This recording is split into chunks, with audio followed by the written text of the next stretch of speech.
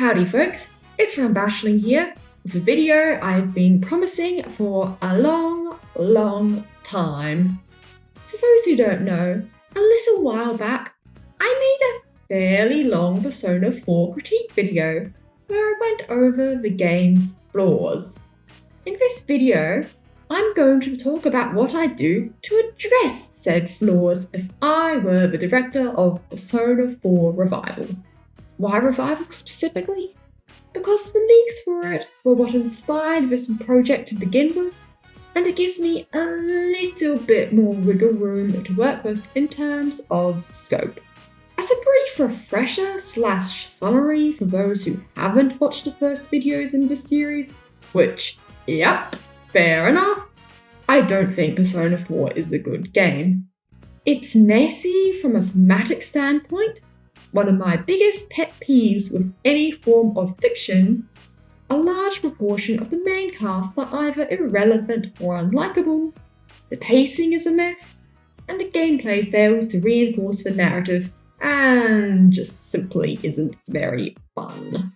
Before I start, however, I need to say something first. It is a lot easier for me to make a silly YouTube video than it is to create a whole-ass game. Unlike Atlus, I have no real constraints. I do not need to worry about budgets, creating assets, production management, programming, bug fixing, animating, you name it. Hell, I don't even have to write any real dialogue. Oh, and did I mention budgets? It is also a lot easier to polish a pre-existing idea than it is to create something entirely from scratch. All of this is to say that I am not a better writer than Atlus. This is just me spitballing what I would personally do if they suddenly decide to hire me as the game's director, which is not going to happen for many, all rather justified reasons. Let's take a step back, however, and talk about constraints. If you've watched my first Persona 4 video, you'll know that if I could, I'd ditch the social links, side quests, and calendar system in favour of the community system from Xenoblade Chronicles 2, Torn Over Golden Country. If I do that, however, the game will no longer be Persona 4, but Xenoblade Chronicles 4, High School in Japan edition. So, for this thought exercise, I'm giving myself a series of constraints. 1. No removing any gameplay systems, though they can be adjusted. 2. No removing any major characters. 3. No removing any major plot points, though they can be tweaked. 4. No adding any features that would be completely beyond a hypothetical remake's scope. The goal of this thought exercise is that it must still be recognisable as Persona 4, because if I change it too much, it simply won't be. So, let's finally talk about what I would do if I was magically put in charge of Persona 4 Revival. Themes. Persona 4 has two main themes, truth and bonds. My biggest gripe with the game is that the latter theme is poorly implemented and is very disconnected from the former. So, I'm merging this into one overarching theme. The truth can be awful, but you can face it as long as you have help. In addition to all the various plays on the truth in the original game, I am adding one that the entire narrative is going to hinge on. In my Persona 4, Inaba is doomed. That is the awful truth lying at the very heart of this narrative. Even if you solve the murders, even if you kill God, Junes has simply sucked the lifeblood out of the village, and there's not going to be enough jobs or people to sustain it. By the time Yu leaves Inaba, he knows there's no coming back to it. And that's okay, because Inaba isn't just going to be a place, it's people. Even if you no longer live together, the bonds you have made still matter, and the experience you have had are still worth it. Even if the town fades away, Inaba's spirit is going to live on, even if the antagonists can't recognize that. This is going to be reflected with some gameplay and story changes, but more on those later. Now, I want to talk about characters. Let's start with the investigation team. As you know, I don't think the investigation team as a whole are well written. So, there are a few tweaks I'm going to make to the group as a collective. Firstly, their development is not going to be isolated to the social links. While they won't have arcs as in-depth as they do in Persona 3 per se, each of them are going to at least get some growth over the game unrelated to completing their social links. Secondly, each character is going to actively and deliberately play a part in solving the overall mystery. Thirdly, while I'm not going to be writing out every example of this, since I'd be here all day, they are going to be less horrible to each other all the goddamn time. Finally, some of them will have the latter parts of their social links unavailable until certain dates. I won't be talking about the first of those points here, as I'd rather that shine through in the plot outline section, but I do have a few things to say about each member of the team. Yu.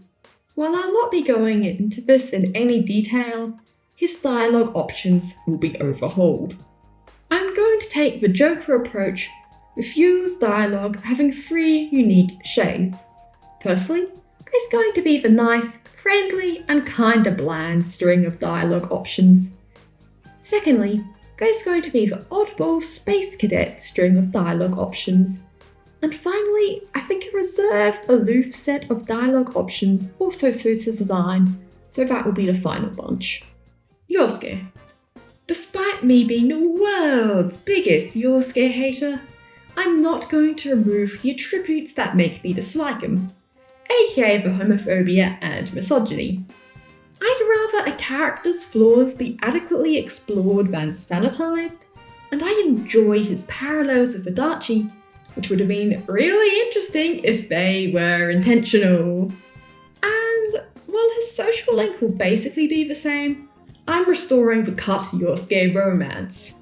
It makes sense, and in a world where he actually apologizes to Kanji, isn't so fundamentally annoying. In terms of gameplay, I'm retooling him to be the debuff and status effect character, instead of the master of none he currently is, as, honestly, jack of all trades tend to make pretty mid party members in Persona. Chie. In terms of her social link, the plotline will be unchanged, but some of the dialogue will be tweaked to delve into Chie's insecurities about her lack of femininity a bit more. In terms of gameplay, I want to enhance her crit build and give her some crit boosting passives. Also, she gets the full Bufu line to spell by default and is the dedicated Ice party member. Yukiko. This is the first character whose social link is getting a minor overhaul. The first 5 ranks focus on her picking up life skills for when she moves away, and are very goofy and lighthearted. At around rank 5 though, because of all the murders going on and shops closing down, she overhears people spreading rumours that the Amagi Inn is going to close. That rattles her a lot, because as much as Yukiko resents feeling forced to run the inn, she doesn't want it to close.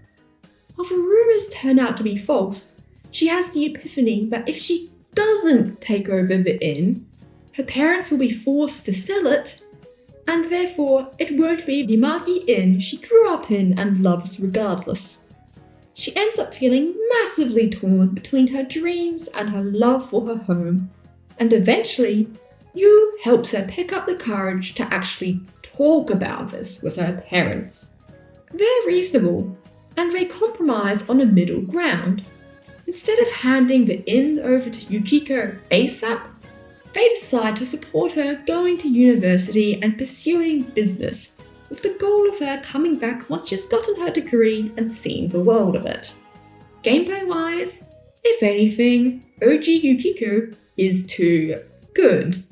So, I'm swapping Salvation for Amrita because by late game, realistically, you're probably using her as a damage dealer. Kanji. I'm not going to make any changes to his social link or gameplay style. The main thing that's going to change is how people treat him. But that's a main story thing. Risa. Her social link is getting a large overhaul. The main conflict is that she's torn between her crush on Yu versus her desire to potentially return as Rosette. No guilt tripping here. Risa knows that Rosette is part of her identity and that she'll be miserable if she abandons that persona completely. Her problem is that if she and Yu do start dating, due to the crazy restrictive rules most idols are forced to obey, her career is over. At the same time, if she abandons her crush on Yu for the sake of Rosette, she'll just be repeating the behaviour that caused the dungeon to form to begin with. The conclusion Risa comes to is that she is going to return to the stage, but she also refuses to let audience expectations rule her life. She's going to sing, and she's going to date a cute boy, and her managers can deal with it if they want her to still work for them. Gameplay-wise, she's going to function like Fuka does in Reload, with her skills using SP and being something the player actively chooses to use. Teddy. I'm giving him some personality tweaks that probably won't shine through in the plot overview, so I'm talking about them here. Firstly, his homophobia is going to be nixed entirely.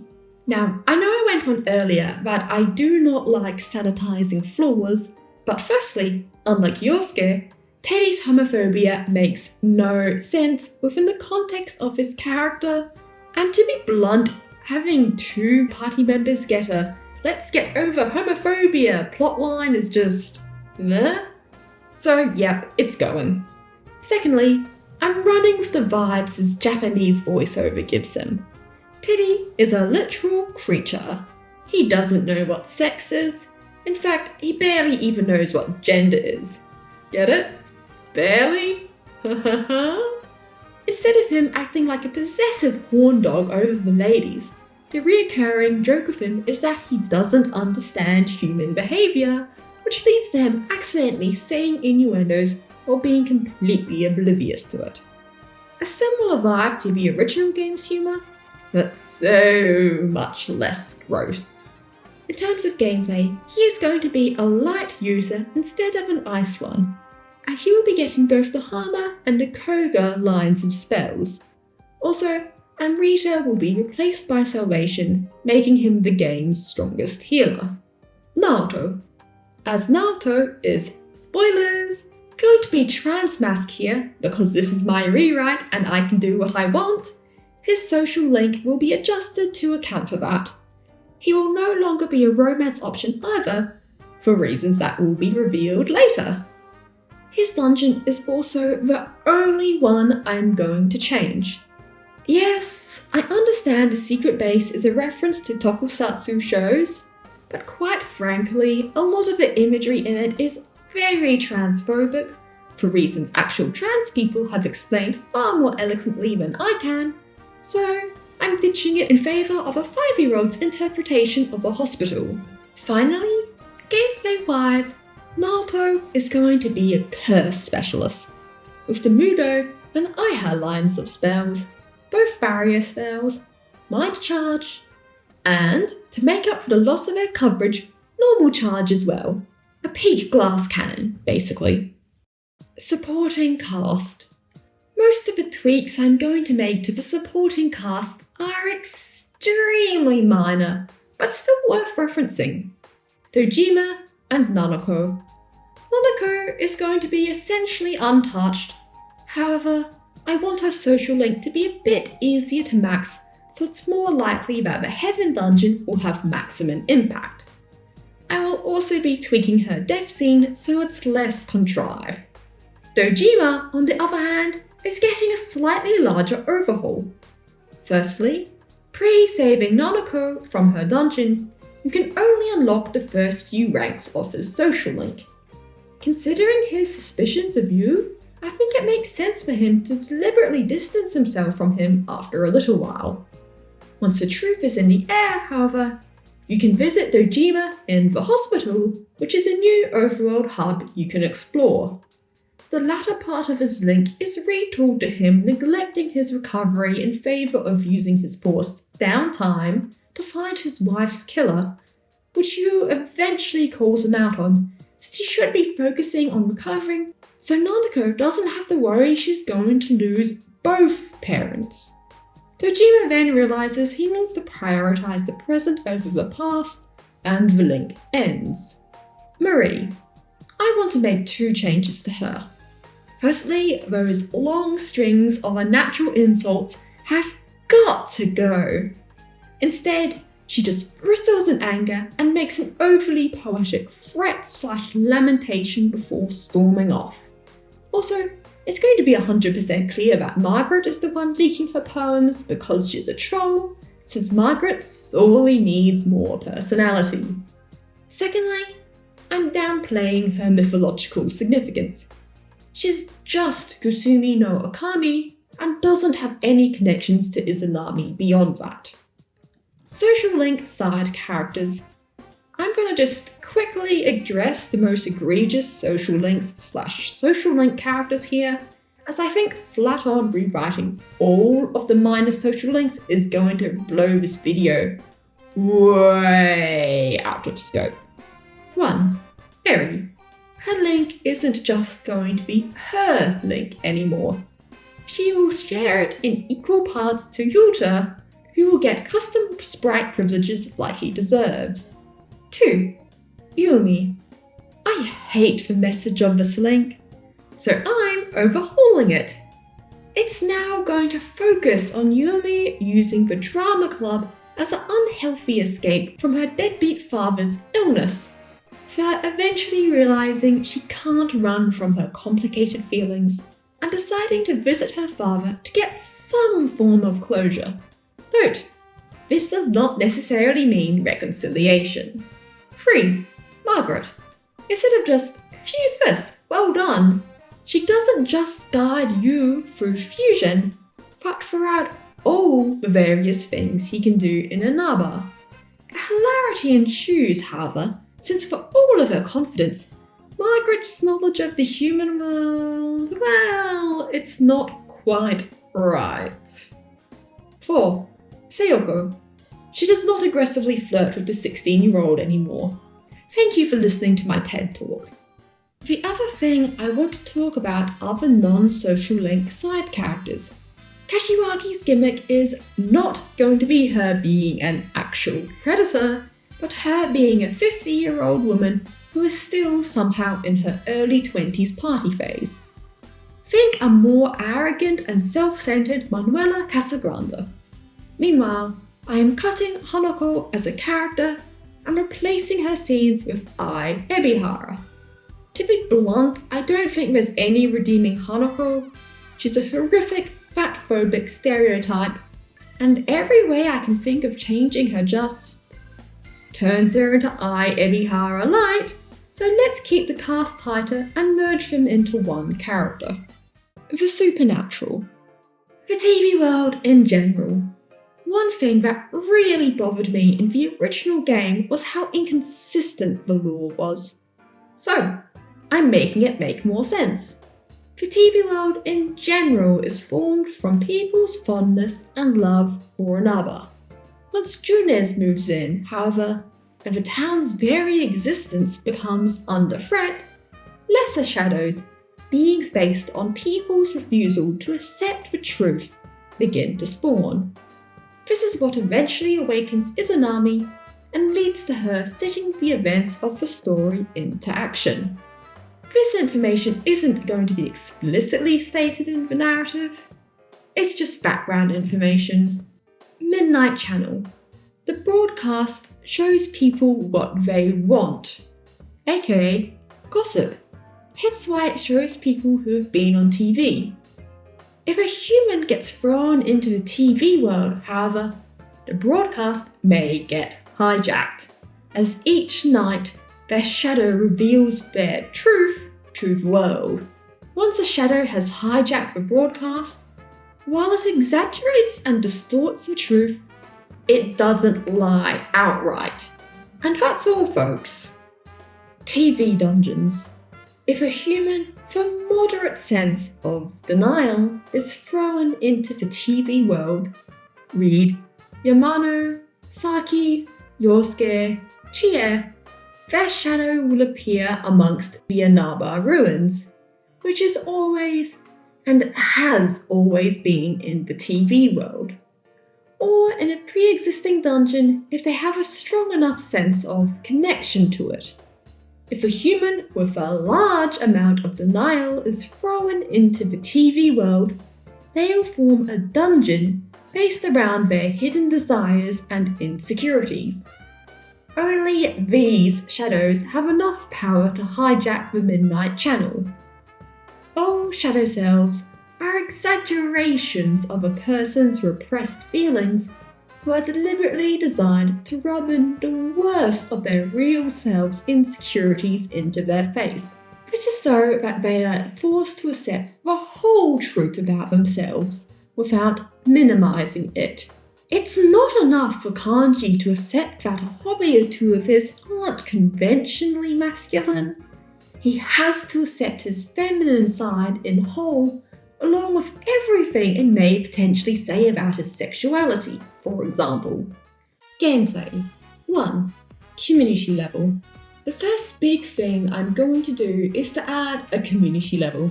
Yes, this is basically stolen from Xenoblade Chronicles 2. You increase this level by progressing social links, completing side quests, playing mini-games, and talking to NPCs. So, what does this level do? It allows you to progress further into the TV world. In other words, it functions similarly to the progression system in Persona 5's Mementos, except instead of it automatically happening due to the plot, you have to actively earn it, or else no new dungeon for you. Increasing the community level also has other, more minor effects. As you become more known, people will become friendlier to you, changing their dialogue, giving you discounts at stores, and opening up new side quests. 2. The calendar system. To account for the community level, there will be an extra time slot each day. Minor tasks, such as subquests, social stat builders, bike trips, or mini-games, take 1 slot. Social links, visiting Okina City, and dungeon crawling take 2. This also means there's less pressure to complete TV dungeons in a single visit, and gives you the chance to engage in everything the game has to offer. On the topic of the calendar system, rainy days will also not shut down 90% of the game. 3. Investigations. The investigations the team commits to find new dungeons are now a full-on minigame. During the searching stage, you collect clues from the villagers, and so do your friends. Afterwards, you all come together and try to figure out the victim's character. Except, not all the clues you find are correct. The investigation team has to sort the truth from the lies, and only then can Teddy or Risa pinpoint the dungeon's exact location. 4. Dungeon crawling. The TV dungeons are updated to function like Persona 3 Reload's Tartarus. There will be collectible consumables, for example, and eventually a dash option you get via a side quest. There's also going to be less bloody hallways. I am also going to split the physical element in 2, namely slash and smash.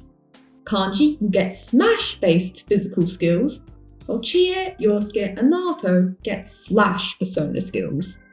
In terms of weapons, Yu, Yosuke, Yukiko, and Teddy get slash, while Chie, Kanji, and Naoto get smash. 5. Things to do in Inaba. Fishing and bug catching are going to be expanded, so they function a bit more like Animal Crossing. You can hire a net then roam the town for several minutes to catch a variety of bugs which change depending on weather or season. Fishing works the same as in Golden, except with a bit more variety and change throughout the seasons. There will also be a new overworld area, the hospital, like I mentioned before. You can accept side quests there, initiate Sayoko's social link, finish the latter half of Dojima's link, and visit Nanako for a big late-game social stat boost for people struggling to max them. On that note, I want to talk about side quests. As people who watched my other Persona 4 video know, I think they're one of the biggest missed opportunities with the game. So, in my Persona 4, all side quests are going to be more like the Fox ones. They're all going to be about giving the shy guy dating advice, finding your neighbour's missing cat, competing to see who can catch the biggest fish, mediating an argument, you name it. These quests all exist to develop Inaba's sense of community. Also, this isn't really a side quest thing. While I'm on the topic of community, every NPC will have a unique name, sorry funky kid, and a not unique sprite. This is to make the background characters stand out a little bit more. 6. Shopping. You're probably wondering why the hell shopping of all things needs its own section. And the answer is ludonarrative harmony, baby! Instead of the shopping district being 60% closed when you first move to Inaba, it'll be closer to 20%. At the start of the game, there are a lot of fun, unique stores, which offer things like toy models that can be built to raise your social stats, jewellery which function as accessories for dungeon crawling, and DVDs and magazines, etc, etc. Sure, you don't have the money to buy anything much yet, but it's only a matter of time, right? And in the meantime, everything's available in your local Junes, even if the quality isn't so great. But then, when April ends, the model shop closes. Come the middle of May, and the video rental shop shuts down too, followed by the jewellers at the month's end. It then dawns on the player. The more time goes on, the more shops you lose. You have to use your limited cash and buy whatever you can before it's too late, not knowing what store will close its shutters for good next. By the late game, you have the blacksmith for equipment, the general store from some healing items, and that's about it. Sure, there is still Junes, but the products simply aren't good enough to carry you through the final dungeons. Inaba's decline isn't just set dressing, it actively affects the gameplay. Now, however, it's time for me to get to the thing you've all been waiting for, the plot overview of my version of Persona 4 Revival. Arc 1. Introduction. The game begins with a dream. You walk through the fog, lost, as shadows shift just out of sight. A mysterious voice then beckons to him. Izanami. It's Izanami. She asks him, "Isn't this pleasant? Being alone in the fog, away from everyone's prying eyes, from all the awful things waiting for him just out of sight." Yu disagrees with her, however, and picks up the pace, getting ready to fight as he walks into a shadow's path. The strange voice then chuckles, calling him interesting, and then a limo comes out of nowhere and runs over the shadow. The door opens to reveal Margaret, who tells him to come inside. Yu gets introduced to the Velvet Room, and then jolts awake just in time for the train to pull into the station. His uncle and cousin Dojima and Nanako are waiting for him, and Dojima's friendliness makes up for Nanako's shyness. On the way home, they stop for gas, where Yu shakes the station attendant's hand, gets a headache, and then wanders around town to walk it off. During this trip, the player can talk to several social link characters, such as Marie, Cole, I, and most importantly, the Konishi family as a whole. You get scared off from approaching them, however, as Saki and her dad are having a vicious argument. Afterwards, Dojima drives you to his home, and on the way inside, your friendly neighbours, the Kuchikawas, greet you. Yes, Rise's grandparents. Her grandmother is on the quiet side, but her grandfather isn't, and is clearly a total gossip. Dojima saves you from a long conversation by telling the neighbours he needs to get unpacked, and once that's done, the family eats dinner together. It's awkward. Dojima clearly doesn't know how to raise Nanako, and the news is blasting on about the torrid affair between a newscaster, Yamano, and a mayoral assistant, Namatame, which doesn't make the atmosphere any less tense. That night, Yu has yet another strange dream. Waking up in the fog again, a figure approaches him from its depth. To Yu's shock, it's a doppelganger of himself. One could call it a shadow self, in fact. It asks him if he's truly serious about following the truth. What if it hurts him? What if it leads to him being alone? The real Yu falters for a moment, and with a sigh, his shadow says he's not quite ready yet before fading away. Waking up, it's time for school. Yu's reception is a bit frosty. No one's happy about another city kid joining the class. A few people defend him, however. Yu's Dojima's nephew, and therefore can't be quite as bad as the Hanamura kid. Walking into your classroom, everyone grows quiet. You're the centre of attention, and not in a good way. Yosuke then says hi to you, all smiles and cheer, and offers you the seat next to him. As you approach him, however, the nasty gossip resumes, and a girl in a green jumper glares viciously in your direction, looking none too pleased. As Yu sits down, a relieved Yosuke tells him the boonies are driving him nuts, and he's excited to have another city kid to talk to. It's clear that that's not the full truth, however, as Yosuke flinches once the whispers resume. For some reason, class is let out early that day, and at the school's gate, Yu sees a bland-looking boy attempting to chat up Yukiko, a girl in his class. The boy, Mitsuo, who looks like a normal person here, admits that he knows he's asked Yukiko out before, and he's not even a student at Yasogami High anymore, but he still loves her and asks her to give him a chance. Yukiko doesn't remember him, however, and then an angry cheer buzzes over, telling Mitsuo to bugger off before dragging a slightly confused Yukiko away. Yosuke whistles, amused by his misfortune, and teases Mitsuo for being stupid enough to try the Amagi challenge. He warns Yu not to flirt with Yukiko. She'll reject him, and then Chie, her guard dog, will bite his head off too. The rest of day one then goes on as usual. Adachi's introduced as the news of Yamano's murder spreads, and Nanako and Yu bond a bit. The next day, Yosuke takes Yu to June's after school.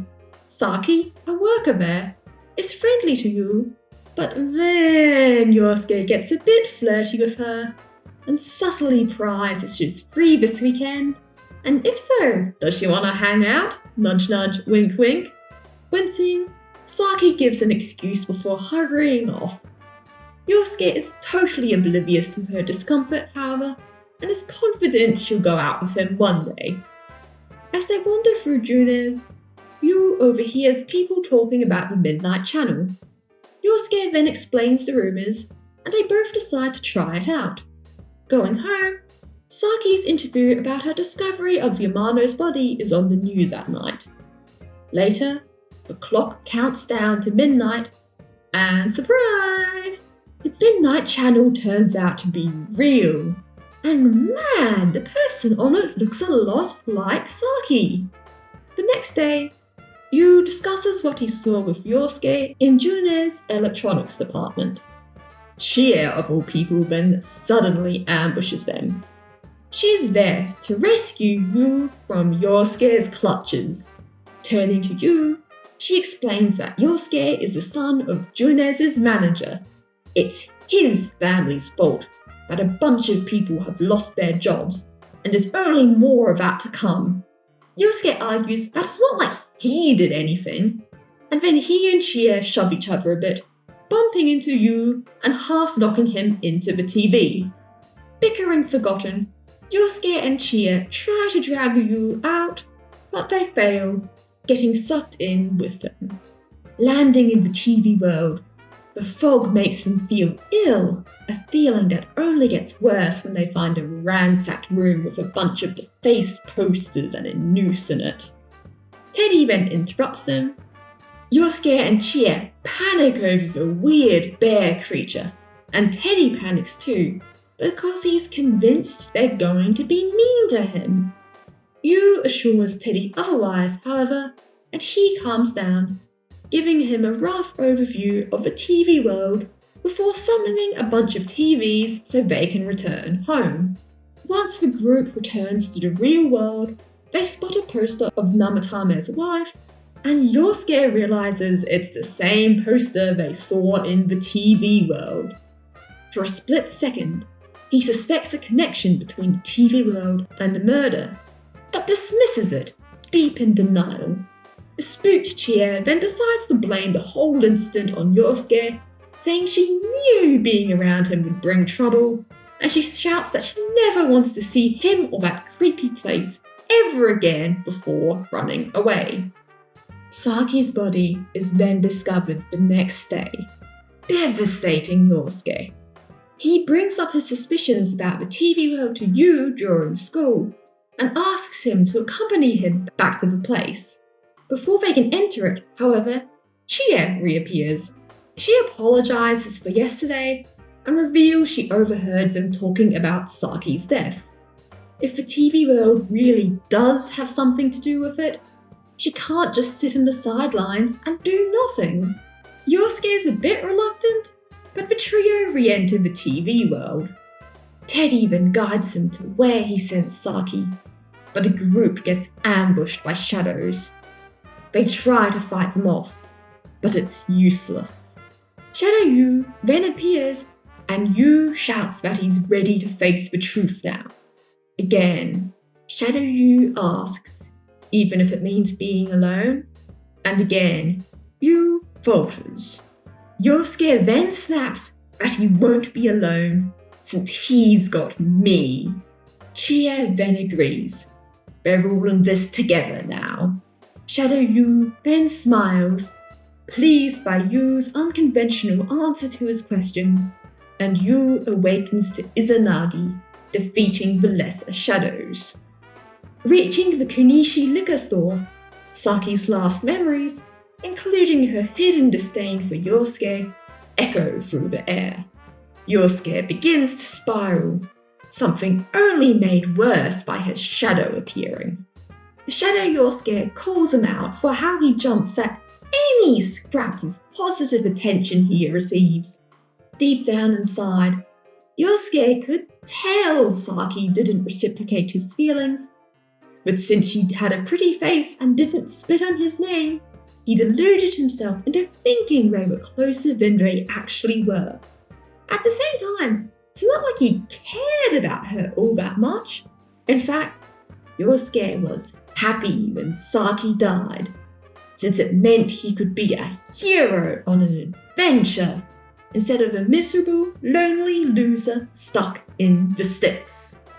Yosuke finally snaps and denies his shadow, driving it berserk. Yu defeats it, and coming back to his senses, Yosuke reluctantly confesses to the truth. He hates Inaba and is desperately searching for anything that will help him get through this hell. A cute girl, a fellow city kid, a girl's death, you name it. He then laments about how pathetic he is. Chie, of all people, then steps up and actually consoles Yosuke. Of course he hates Inaba. Everyone in the town, Chie included, has been awful to him at turn. Chia apologizes and confesses she disliked him just because everyone else did, but now that she's actually giving him a chance, he really doesn't seem all that bad. He helped you out earlier, after all. Teddy and you then hop on the Be Nice to Yosuke train, and with their support, he accepts his shadow, awakening his persona. Arc 2. Yukiko's Castle. Exhausted, the trio return home, but then Yukiko appears on the Midnight Channel that evening. The next day at school, Chie is worried, especially since Yukiko didn't come in that day. A phone call reveals she's fine, however, just busy at the inn. On the Midnight Channel that night, however, Yukiko's shadow appears, rambling on about her prince saving her. The boys are arrested that day for carrying around weapons, and Dojima, who's been fairly reasonable so far, starts to get a bit colder towards you. This is the moment he begins suspecting the boys, plural. Adachi then reveals Yukiko has gone missing, and given that her mother collapsed due to the stress of dealing with Yamano, he reckons she's a potential culprit. Chie freaks out the second she hears the news, and one shopping trip later, they return to the TV world. Chie tells Teddy all he needs to know about Yukiko, and the second they get to the castle, Chie charges inside. The boys catch up to Chie just in time to hear an echo of Yukiko's voice. She laments her weakness and how she can't stand up for herself, unlike Chie, who's so much braver than her. Chie always protects her, like a prince chasing off a dragon. But then, Shadow Yukiko's voice cracks, brimming with hatred and resentment as she asks, "So then, why didn't Chie save her?" Chie freaks the hell out, and then of course, her shadow arrives just in time to make everything worse. With a mocking laugh, Shadow Chia asks her why she's so upset. Yukiko is pretty, smart, feminine, and kind. All of the boys pay so much attention to her, and poor old Chie is left in the dust. Now that Yukiko is gone, maybe they'll look at her too. Chie snaps, saying that's ridiculous and that she'd never want Yukiko to disappear. Oddly enough, her shadow somewhat agrees with her, because it makes Chie feel special that Yukiko, sweet, naive, desirable Yukiko, only has eyes for her, because it means she's better than all the boys Yukiko rejected. Chie is the chosen one, not them. And that makes her feel good. So good, it almost doesn't matter that being around Yukiko every day fills her with seething jealousy. Chie finally denies her shadow at that point, and a boss fight ensues. After it's defeated, she confesses the truth. She does hate how she fades into the background when she's around Yukiko, and admits that half the reason she drives boys away from her friend is because she's afraid she'll lose Yukiko to one of them.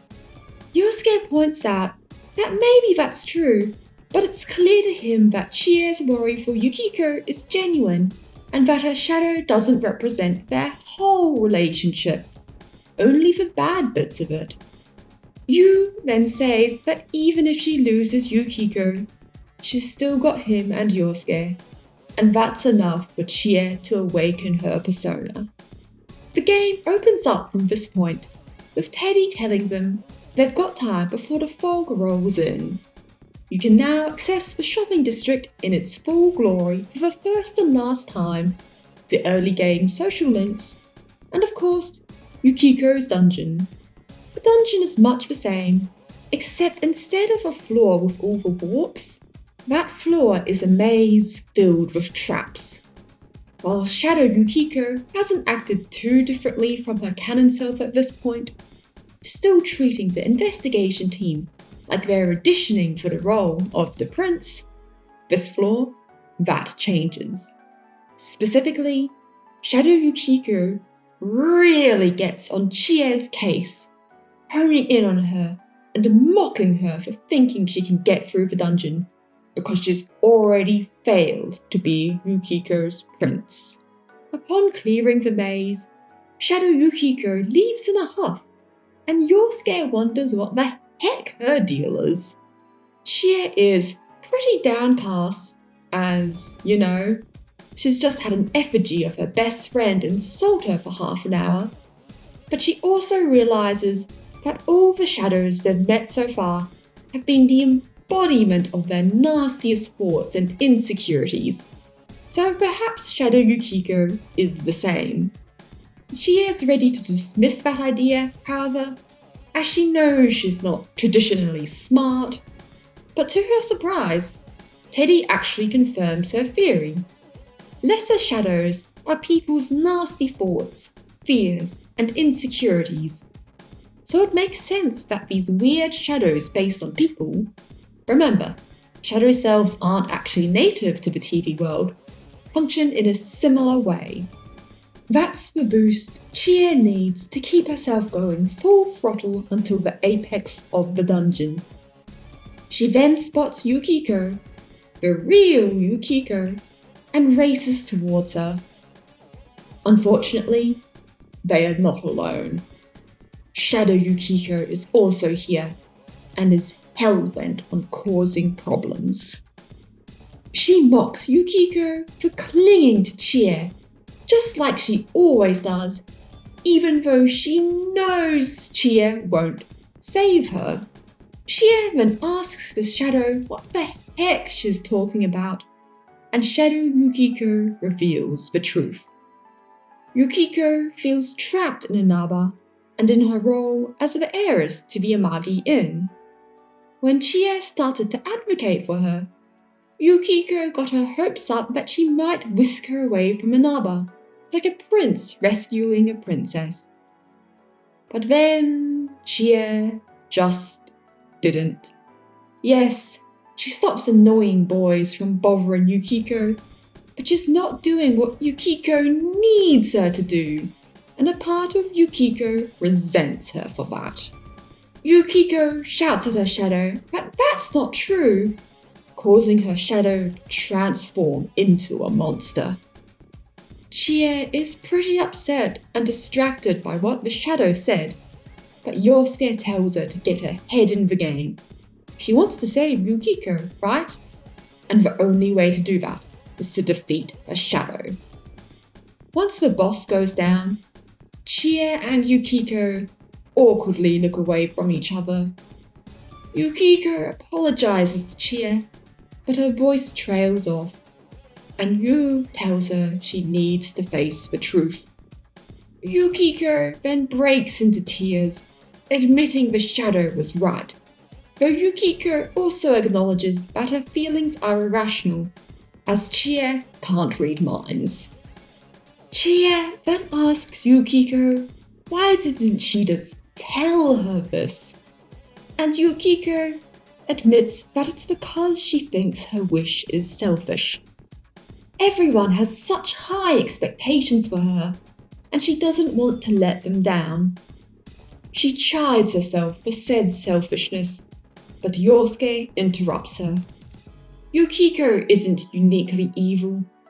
Everyone there, except for Teddy, he guesses, all had selfish wishes too. Yu backs him up, and then Chie tells Yukiko about her shadow confrontation, and about how her motives for protecting Yukiko were less than pure. That surprises Yukiko and gives her the strength she needs to accept her shadow.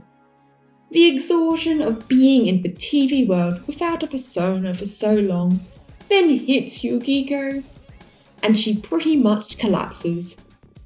They get her to the hospital, where she's diagnosed with simple exhaustion, and her running away is written off by the police as a simple act of teenage rebellion.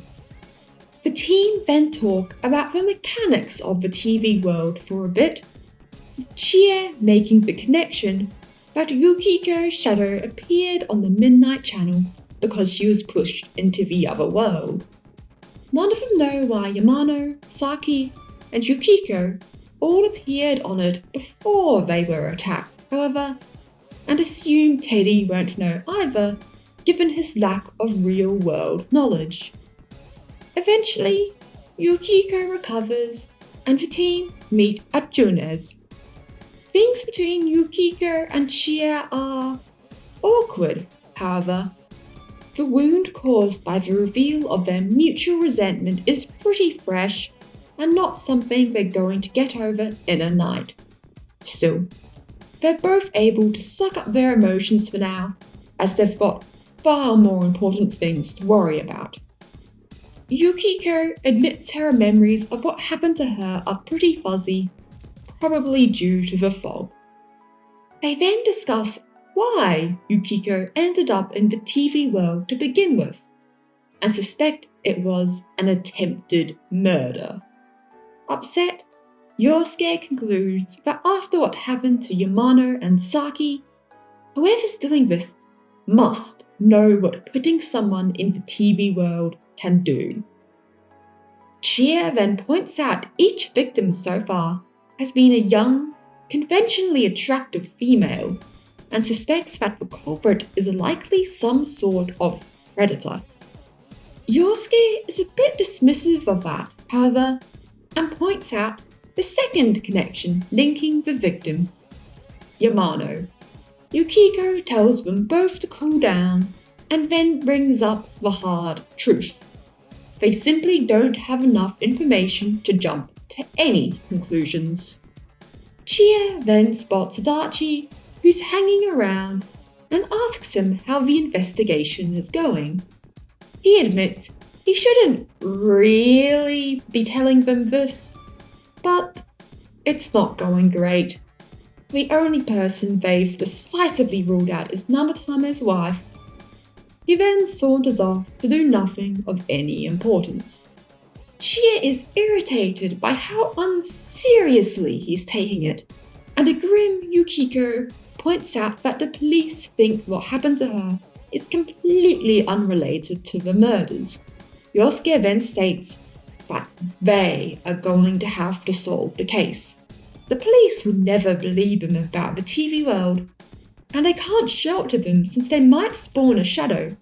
Ergo, unless the teenagers act, the culprit will remain uncaught. And he thinks they owe it to Saki and Yamano's loved ones to find out the truth behind their deaths. Everyone agrees, and the investigation team is officially formed, with Yu elected as its leader.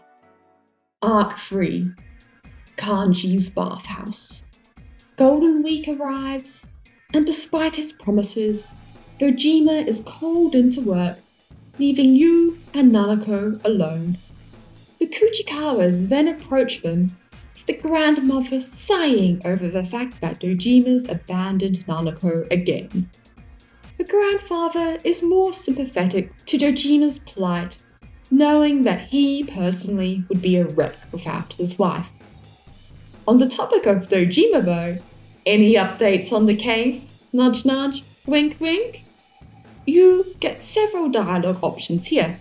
You can call him out for his prying, tell him to watch the Midnight Channel, or state that Yukiko was targeted by the killer. If you choose the final options, he goes, Amagi? Now that's interesting.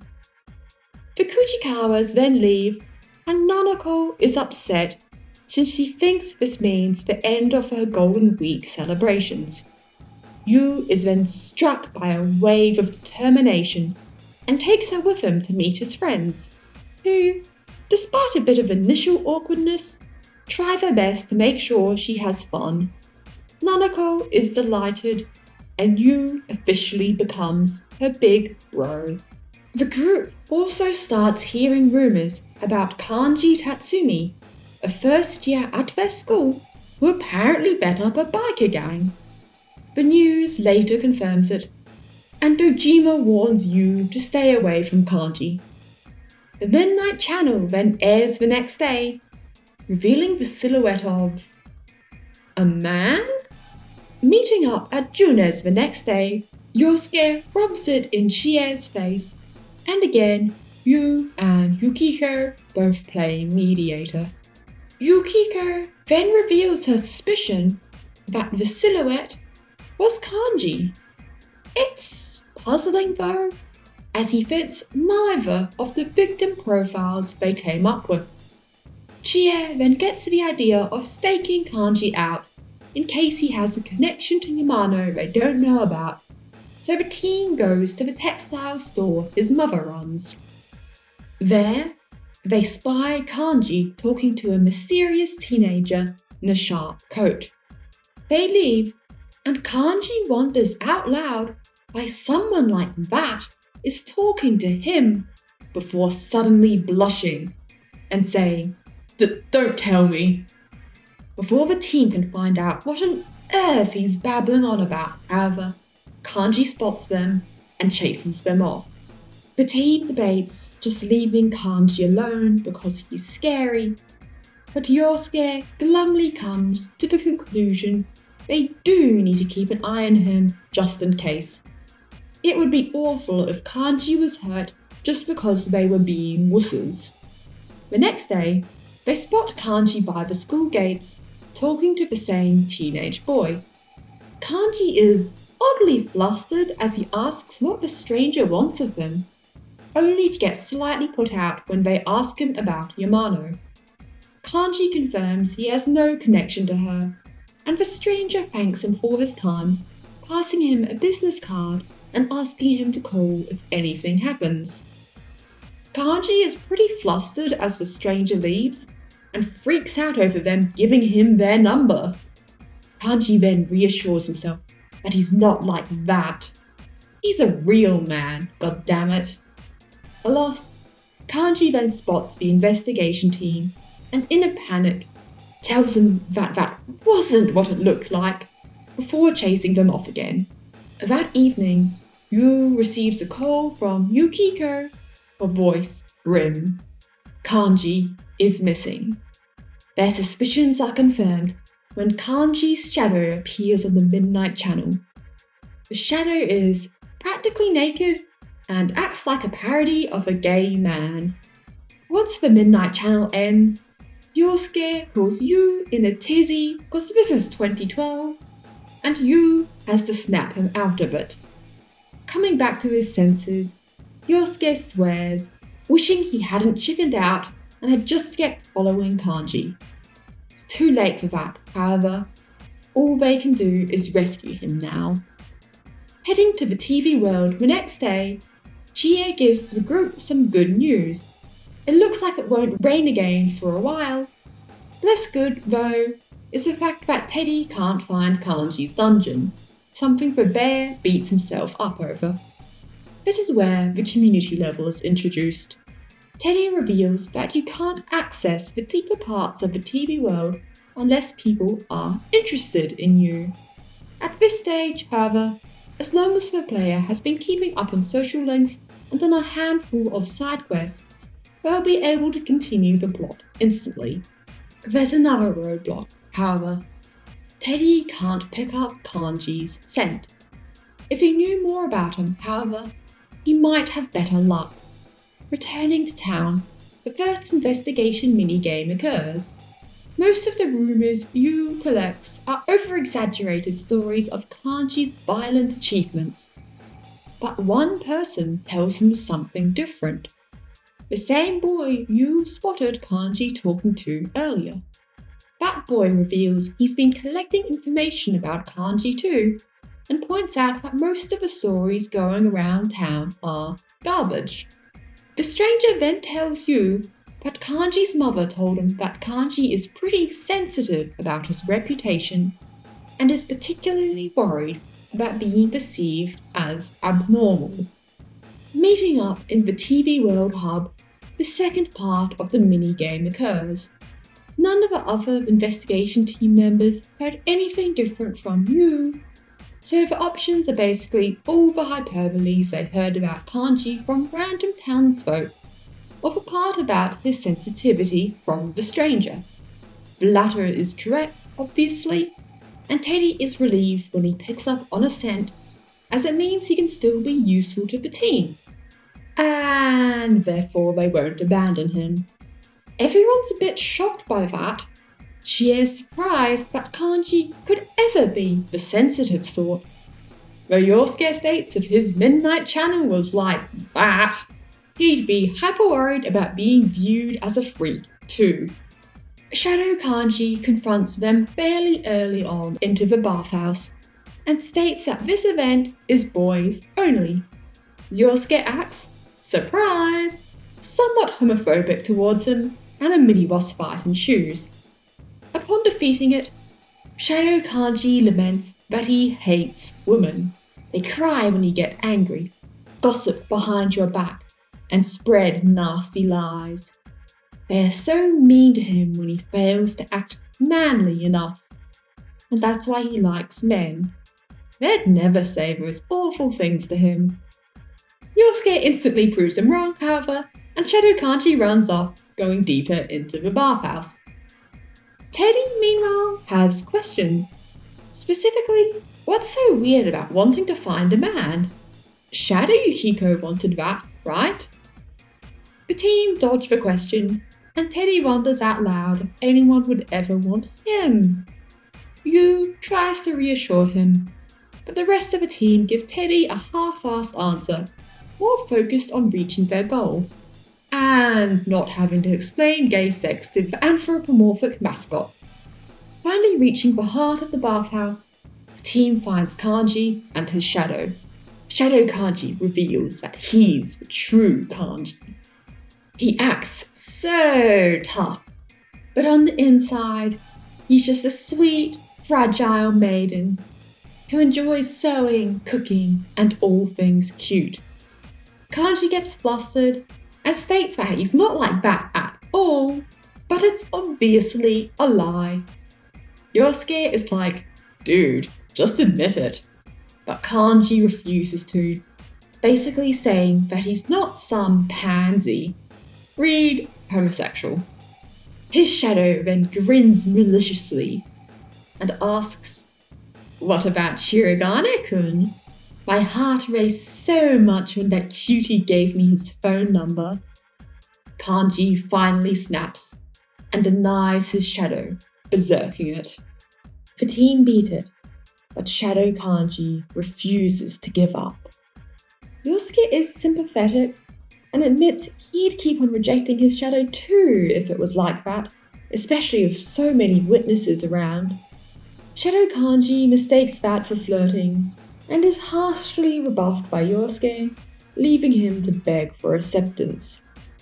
Real Kanji then snaps, and he admits he knows about the shadow as part of him. It's not even really about his sexuality. He's just scared shitless about being rejected by anyone. That's why he puts up his tough guy facade. It's better for everyone to just leave him alone than for him to show his true face and get mocked for it. Yukiko then states that sounds like a lonely existence, and Chie agrees with her. Cue an uncomfortable glance between them. Chie confesses that sometimes she feels insecure about not being into makeup and instead preferring kung fu, but pretending to be someone you're not 24/7 just sounds exhausting. Teddy then volunteers to be Kanji's love interest if he wants, and is instantly rejected. Kanji then asks the investigation team, what if he is into men? Accepting his hobbies is one thing, but would they still be kind to him if he was like that? Yosuke gives a half-assed, sure, as long as you don't hit on me, and Yu gets some more supportive dialogue options.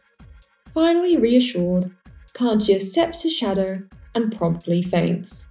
The team gets him to the hospital, where they are confronted by Dojima.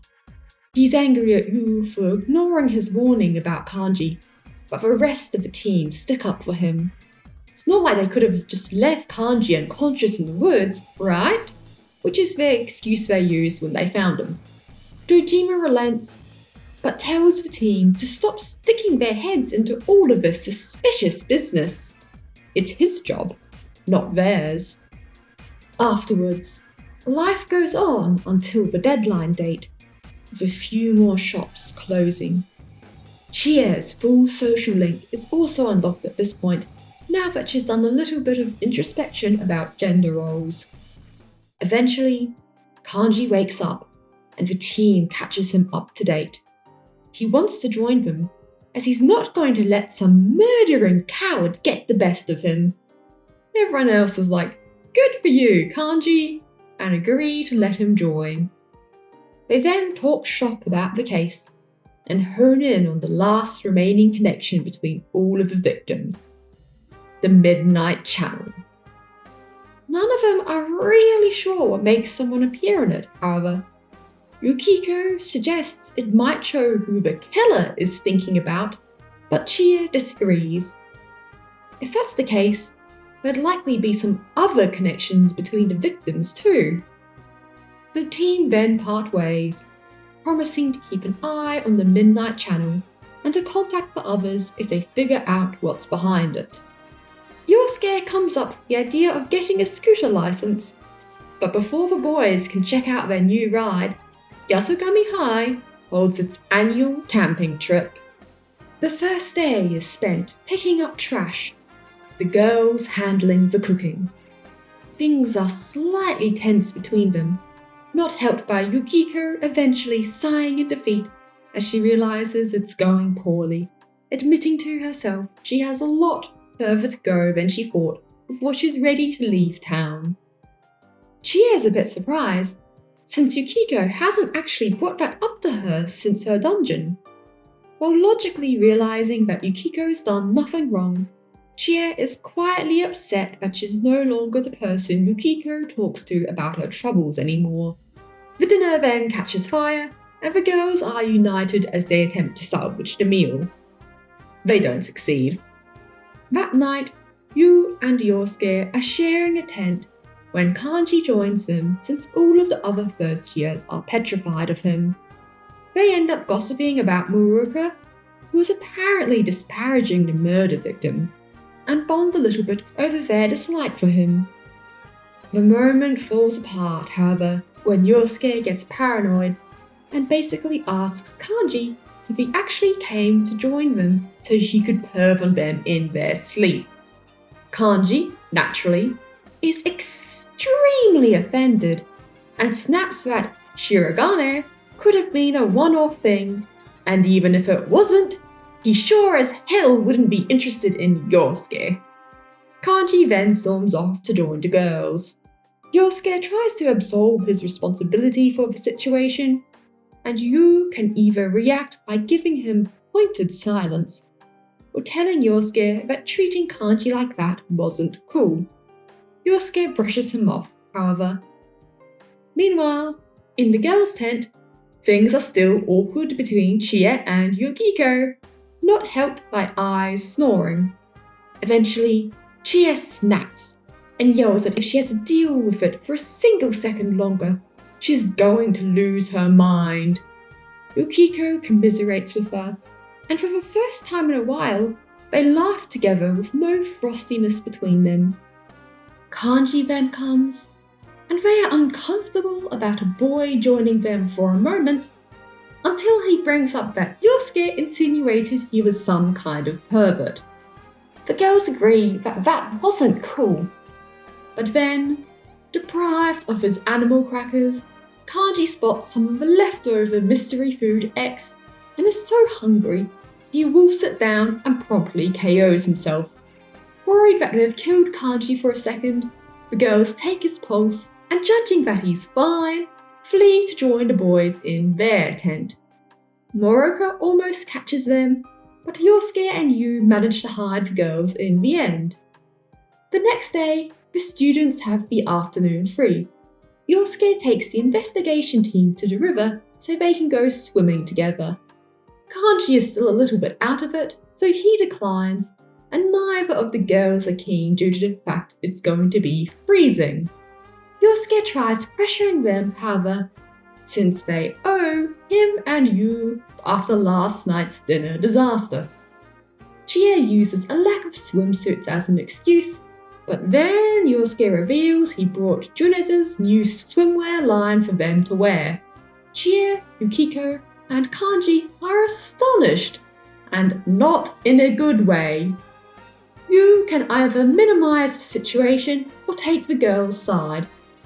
Yosuke then attempts to use the way the boys shielded them from Moroka last night as his last-ditch attempt to get his female friends into skimpy clothes for his pleasure.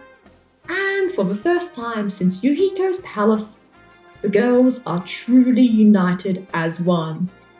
And by that, I mean they shove Yosuke into the river before leaving in a huff, taking Kanji with them in the divorce. Rejoining the rest of the students, Chie rants about Yosuke's entitlement to Yukiko's immense amusement. Kanji joins in and is genuinely appreciative towards the girls. Yosuke might have been full of shit with all the stuff he said in the bathhouse, but at least they have his back. They then decide to form their own branch of the investigation team, and Yukiko ponders who's going to get custody over Teddy. Chie laughs, but then they are interrupted when one of the first-year girls comes to fetch Kanji, as one of the teachers needs him. When he leaves, we see that there's a girl eavesdropping on them. Cutting back to Chie and Yukiko, Yukiko muses that it's been far too long since they've laughed together like this, and that she's missed being with Chie. Chie agrees, and while she knows things can't go back to the way they used to be, and quite frankly shouldn't, a part of her still wishes they were still each other's most important person. Yukiko then apologizes for not talking to Chie more about her plans for the future, and Chie says it's fine, since it's not like she went out of her way to talk to Yukiko either. Chie then asks her how things have been lately, and smiling, Yukiko tells her all about the last few months, the screen fading to black as they begin to truly reconcile. It then cuts back to you and Yosuke, with the latter moaning about how the girls treated him, when it starts bucketing down with rain. Yosuke sighs, supposing that at least they're already wet. Joining the rest of the students, Chie and Yosuke glare at each other. You can tell Yosuke that he should probably apologize, but Yosuke says, screw that! He bought the girls some nice clothes with his own money, so they should at least humour him. Besides, you heard what Kanji's shadow said. This Shirogane person got him all flustered, and Yosuke doesn't want that sort of attention on him. All in all, it's a bad end to a bad trip. Yu's soaked by the time he gets home, and Nanako gets him something warm as Dojima commiserates with him. It's soaking out there, and Dojima mentions the weather forecast said it's probably going to get foggy that night too. That makes Yu nervous, but the TV world is empty, so it should be alright. A loud advert then blares from the TV, starring the idol Rosette. Arc 4. Recess Striptease.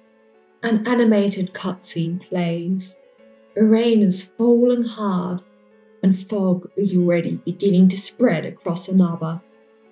Arriving at the Amagi Inn, Yukiko waves goodbye to Chie before entering the lobby. Mr. Fujikawa is talking to the receptionist, a tape in his hand. He smiles and nods at Yukiko as she heads towards her room, before he leaves the hotel himself. The camera then cuts to the perspective of someone breathing heavily as they watch Fujikawa from behind before rushing at him. Cutting back to Yu's room, he is watching the Midnight Channel, expecting to see nothing. only to be horrified as he witnesses a man getting torn apart by shadows. And when morning comes, the body of Grandfather Kujikawa is found hanging from the phone lines.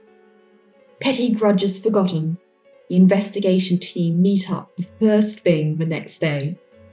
Yukiko and Chia are both upset, as Kujikawa was always so kind to them. Yosuke is a bit surprised by that, as the man was always a bit standoffish towards him. But then again, over half the town is. Kanji then snaps at them angrily. Wasn't the Midnight Channel meant to warn them before it was too late? Chia then has a brain blast. The channel is working fine. Problem was that there was no rainy days before the fog hit. Kujikawa was pushed in at the worst time possible. Things are silent as a horrible truth dawns on the investigation team. Even with their powers, they can't save everyone. Upset, the team console each other before they are interrupted by Dojima and Adachi. Yosuke greets them jovially, but Adachi just shuffles awkwardly, and then Dojima cuts to the chase. They're bringing Yosuke in for questioning over the murders of Yamano, Saki, and Kujikawa. Yosuke is puzzled, since he's never really had anything to do with Kujikawa, but then Chia processes Dojima's grim expression and gasps, asking if he really thinks Yosuke is involved in the murders. The team leap to their feet in shock, Yosuke able to do nothing but look at the cops in horror as he realizes he's a suspect. Yu tries to intervene, but only succeeds in pissing Dojima off even more before he drags Yosuke away. The team and Adachi all follow them, but Adachi splits from the crew to look into some evidence, leaving the investigation team to pace around in the police station's lobby. While Chia and Yukiko are convinced of Yosuke's innocence, Kanji isn't. So far, Yosuke has done nothing but treat him like a leper, and then there's all those nasty rumours about him too.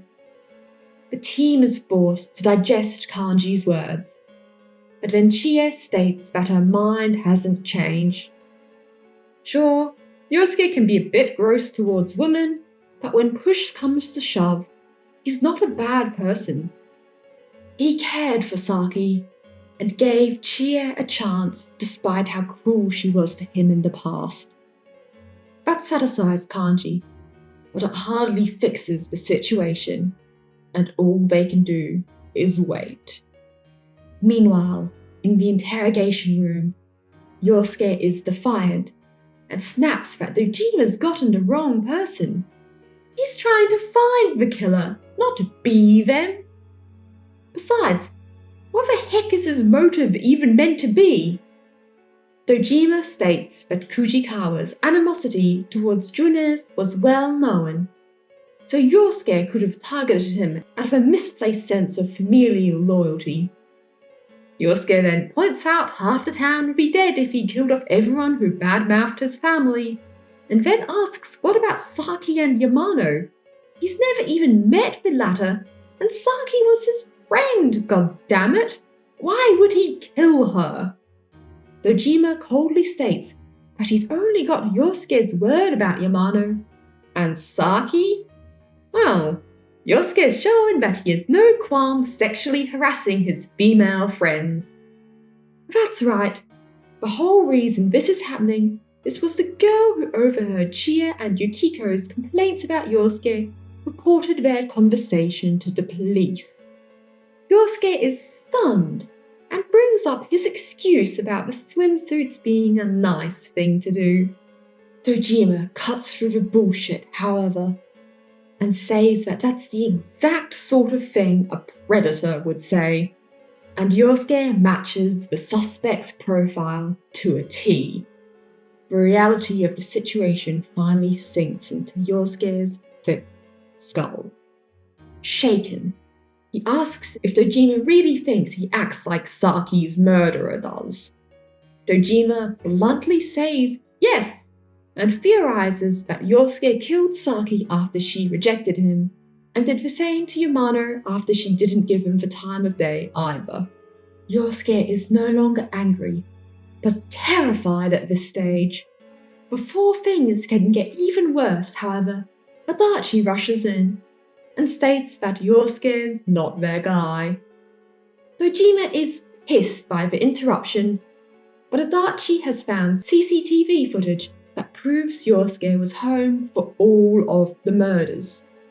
He then points out that Dojima's going to get in trouble if he's caught interrogating a minor without going through the proper checks.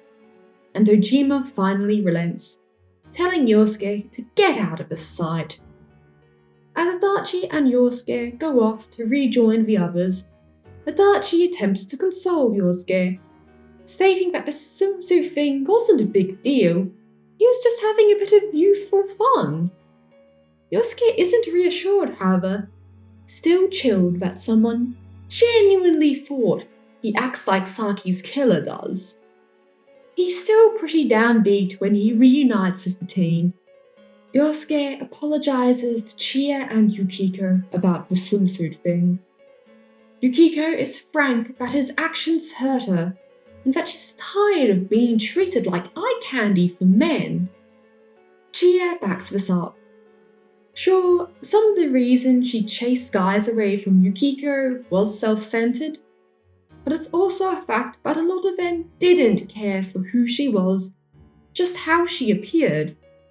There was even this one dude, Mitsuo, who Chie thought was her friend for several months, who eventually revealed he only hung out with her to get access to Yukiko and dropped Chie the second Yukiko rejected him. Hearing all that, Yosuke is contrite and promises to be on his best behaviour from now on. Finally, the girls forgive him. Kanji then asks for an apology too, and more reluctantly, Yosuke gives him one, promising to be more open-minded. Heading home, Yu spots Mrs. Kujikawa and gives her his condolences. Worried, he asks if she needs some company. She thanks him for the offer, but says she is okay. Her granddaughter is coming to town that evening and is planning on staying at another for a while. Later that evening, Dojima and Yu confront each other. Dojima is upset by Yu poking his nose into the case, while Yu is upset by Dojima pointing his finger at his friend. For a moment, Dojima is on the verge of accusing Yu of being involved, but then Nanako appears, and they settle into a truce for her sake. Plus, it's not like Dojima wants his nephew to be the culprit. At the same time, their relationship doesn't just miraculously recover from this, and Dojima's link becomes no longer available. The next day, Yosuke decides to put his money where his mouth is and convinces Kanji and Yu to go to a kino with him. Yosuke wants to figure out how to flirt with women in a way that isn't creepy, and Yosuke awkwardly states that Kanji could use it as an opportunity to verify whether he's at all into women. Naturally, it's a disaster. Kanji is disinterested in everyone he meets, but can't tell whether that's because they are women or because they're simply not his type. Yu, meanwhile, doesn't get the chance to talk to anyone because he's too busy coaching Yosuke. Yosuke, meanwhile, is absolutely overcompensating on the whole respecting women thing, which is equally as off-putting. Eventually, however, someone is receptive to Yosuke's advances. That someone, however, is Ai Ebihara, who then proceeds to manipulate a bunch of cash from him before dumping Yosuke before the day has even ended. Kanji snarks that Yosuke probably should have seen that coming, and you can console him by telling him, hey, at least he dodged a bullet. On the way home, they see a hullabaloo in the shopping district. The bookstore has been forced to close. Kanji's pretty shaken, and Yosuke is a bit confused as Junes doesn't even sell books. A bystander then tells him it's not because of competition, but a lack of foot traffic. Not enough people are going to the shopping district anymore. It'll be a miracle if any store is standing by the end of the year. While the boys assume the bystander is just being a doomer, it leaves an uneasy sensation in their stomachs. It leaves one in the players too, as the bookstore is the first useful shop that closes its gates. On a side note, now that fear of Inaba's fate is beginning to grip people's hearts, the latter half of Yukiko's social link becomes available, along with Yosuke's. The day after, it's announced that the famous idol Fujikawa Rise, aka Rosette, is going on hiatus and is returning to her hometown to spend time with her family. The next day at school, rumors are flying around that said hometown is actually Inaba. Yosuke is ecstatic until he realizes why she's here, for her grandfather's funeral. That dampens his mood a lot, and he wonders if they should give her their condolences, but decides against it. Judging by the way everyone's acting, she's probably getting mobbed by people. Yukiko teases Yosuke about how mature he's being, to his embarrassment, but Chie is oddly pensive and asks if the investigation team can talk after school. Meeting up at Junes, Chie hems and haws, saying it might be nothing, but she's realised that there is something everyone who appeared on the Midnight Channel has in common. Namely, they all appeared on TV beforehand. Yosuke instantly puts two and two together, and eyes wide, asks if that means Rise could be in danger. Chie blusters a bit because it is just a theory, and Fujikawa was killed even though he didn't appear on the channel, but everyone thinks she's on the right track. A grim Kanji then runs off before coming back. It turns out they're in for another rainstorm tonight. Resolute, the team all promise to watch the Midnight Channel to see if Chie's theory holds water. Unfortunately, it does, and Rosette's silhouette appears. The next day, the team realise they need to warn her. There's a massive line in front of the Fujikawa's tofu store, so it takes them an age to get inside. As they enter, the boy who was talking to Kanji last month, Naoto Shirogane, is leaving. He arches a brow when he sees Kanji with the other surviving victims, doesn't pry yet, and instead states he's happy that Kanji is safe. Kanji thanks him, and they all commiserate over how awful the Fujikawa situation is. Mrs. Fujikawa then interrupts them, ushering Yu over as Naoto leaves. After some small talk, Yu asks if they can talk to Rise. Mrs. Fujikawa hems and haws before relenting, and she knows Yu's a good boy, no matter what his uncle thinks. Yosuke is still pretty excited by the thought of seeing Rosette, but then they go to the back of a shop and see a normal-looking girl with slightly messy hair who's just spent the entire day making tofu. Rise is instantly wary, but Yosuke gets his shit together and tells Rise they think she's in danger, explaining the Midnight Channel and its connection to the murders. Rise is aware of all that, however, as that detective already warned her. She thanks them, but tells them she has things handled. The team leave, feeling underwhelmed. Their help was useless, and Rise was also just moody and depressed. Kanji supposes that's not so surprising, given the circumstances. Yukiko then asks how Yu is holding up as the closest to the Kujikawas there, a thought he can express gratitude towards, but he's ultimately fine. Dojima and Adachi then arrive, the former none too pleased to see they're sticking their nose into police business again. Yu then gets the option to either be contrite or to sass Dojima back a little bit. Adachi de-escalates things, however, and the cops go into the tofu store. Chie is frustrated they are the ones on the case, since Dojima's paranoid and Adachi is a moron.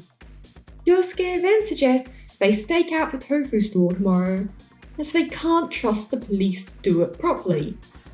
If they're sneaky enough, Dojima might not even notice them. The next day, the investigation team try to keep a subtle eye on the store, but there's nowhere really to hide. Adachi spots them, but unlike Dojima, he's more than happy to have them on board. He then sighs, saying what happened to Kujikawa was so awful. And again, Adachi's not too surprised. He did have a habit of sticking his nose in where it didn't belong.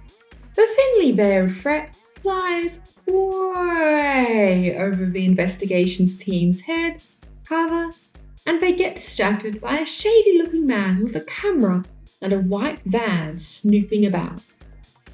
Leaping to the conclusion that they are the culprit, Adachi and the team chase the man down, capturing them, only to find out he's just paparazzi. It then dawns on Yosuke that everybody is here, and therefore nobody is watching over Rise. They rush back to the tofu store, but it's too late. Rise is gone. That night, the Midnight Channel shows a scantily clad Rosette, who wants to show the world the real her by taking off all her clothes. Yosuke is pretty flustered as he calls Yu, but quickly realizes there's no way he can actually let this happen. As they enter the TV world for the first time in a while, Teddy bursts into tears and glomps them, as it's been so long and he thought they abandoned him. And then that person fell in, and while Teddy tried to save him, the shadows were too strong for him.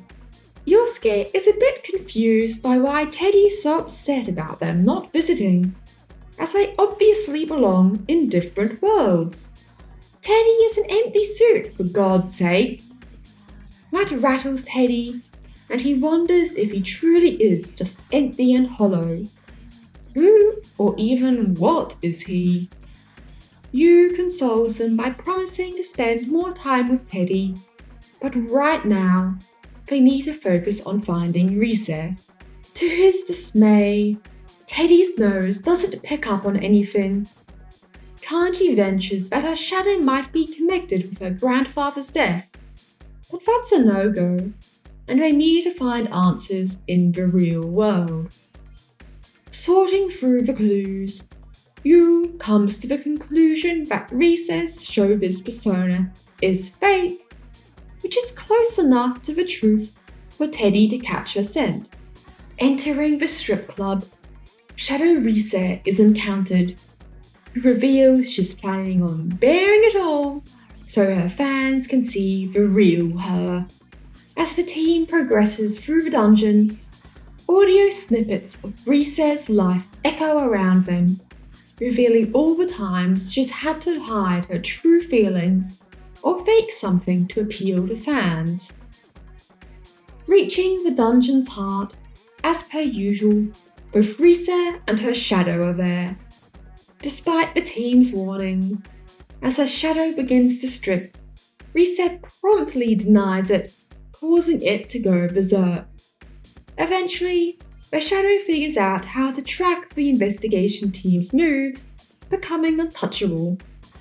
Terrified of losing his friends and being left alone, Teddy snaps, getting cloaked in darkness before he lets out a primordial howl.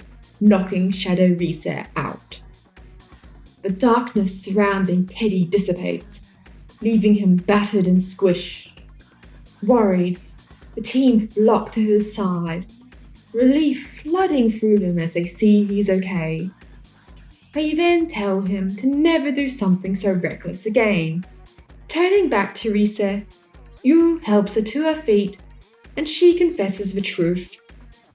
She's been struggling with the dissonance between Rosette and the real Risa for a while, so her grandparents offered to let her crash at their place to sort things out.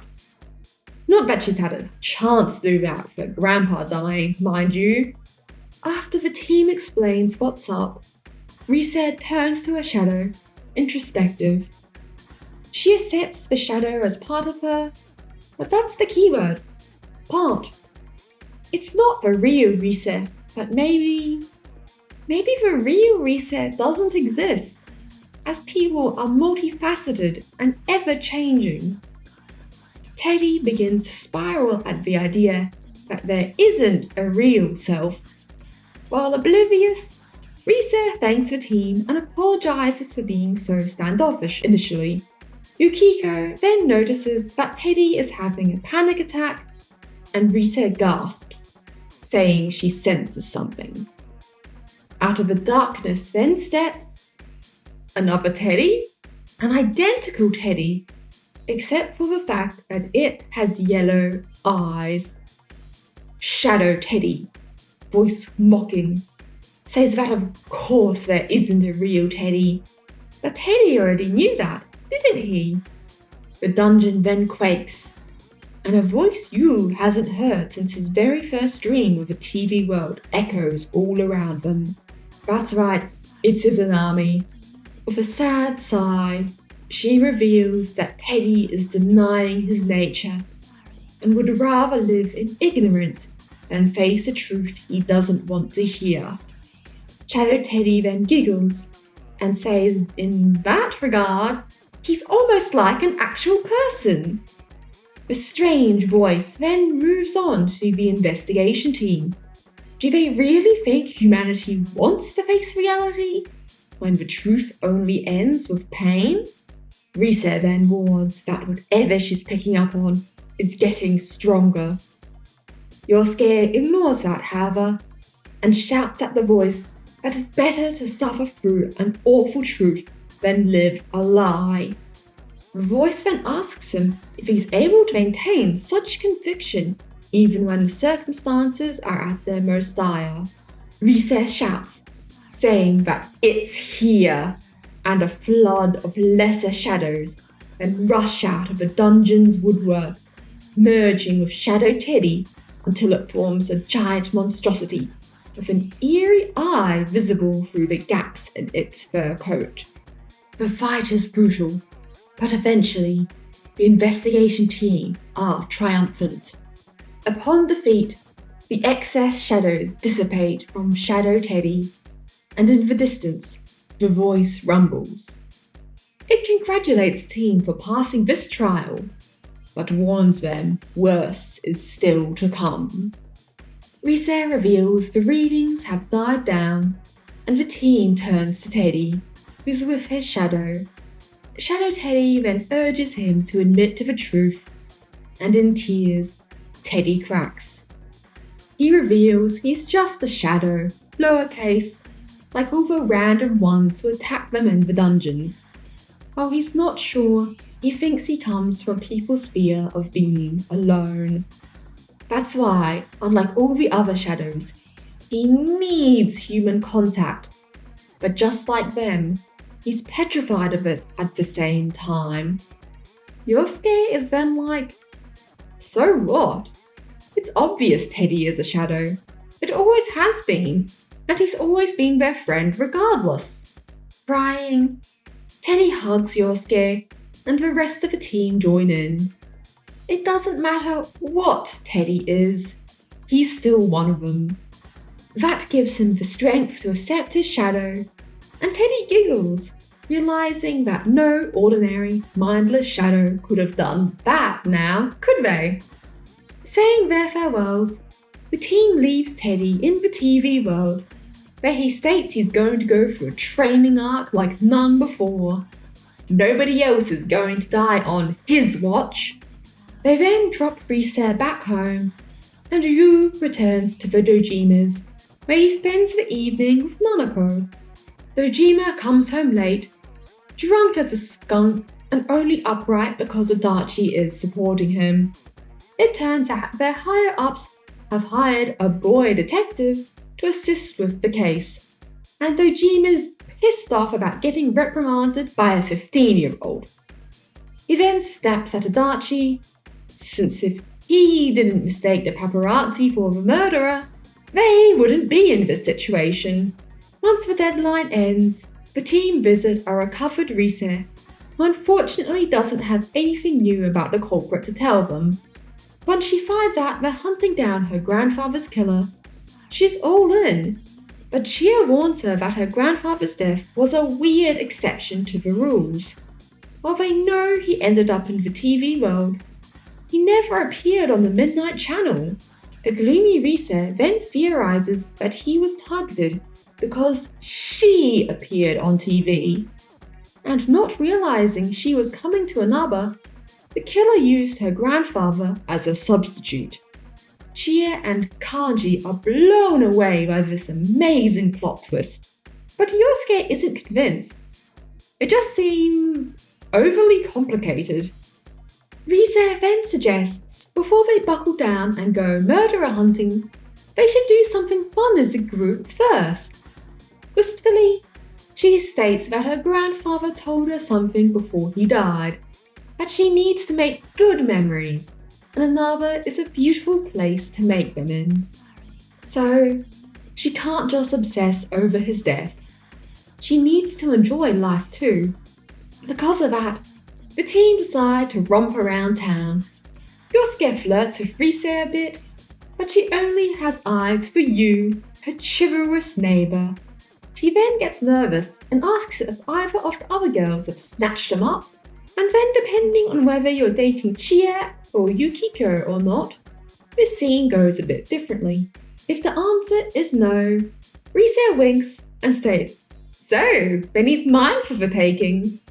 If the answer is yes, she sighs sadly and says she'll content herself watching from afar. It's a fun evening. Rise gets excited over a bunch of things the rest of the team find mundane, and helps them grow some appreciation for Inaba, and they all realise that if they never lived here, they never would have all become friends.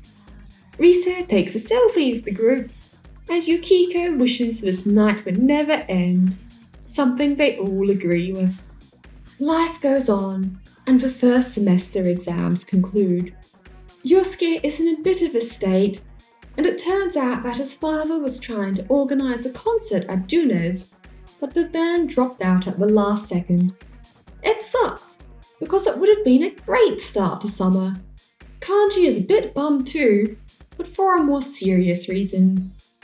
They really need more people to come to town. His mum's been considering closing up shop. Yukiko attempts to assure them that the inn's still getting customers, which will hopefully keep the other businesses afloat.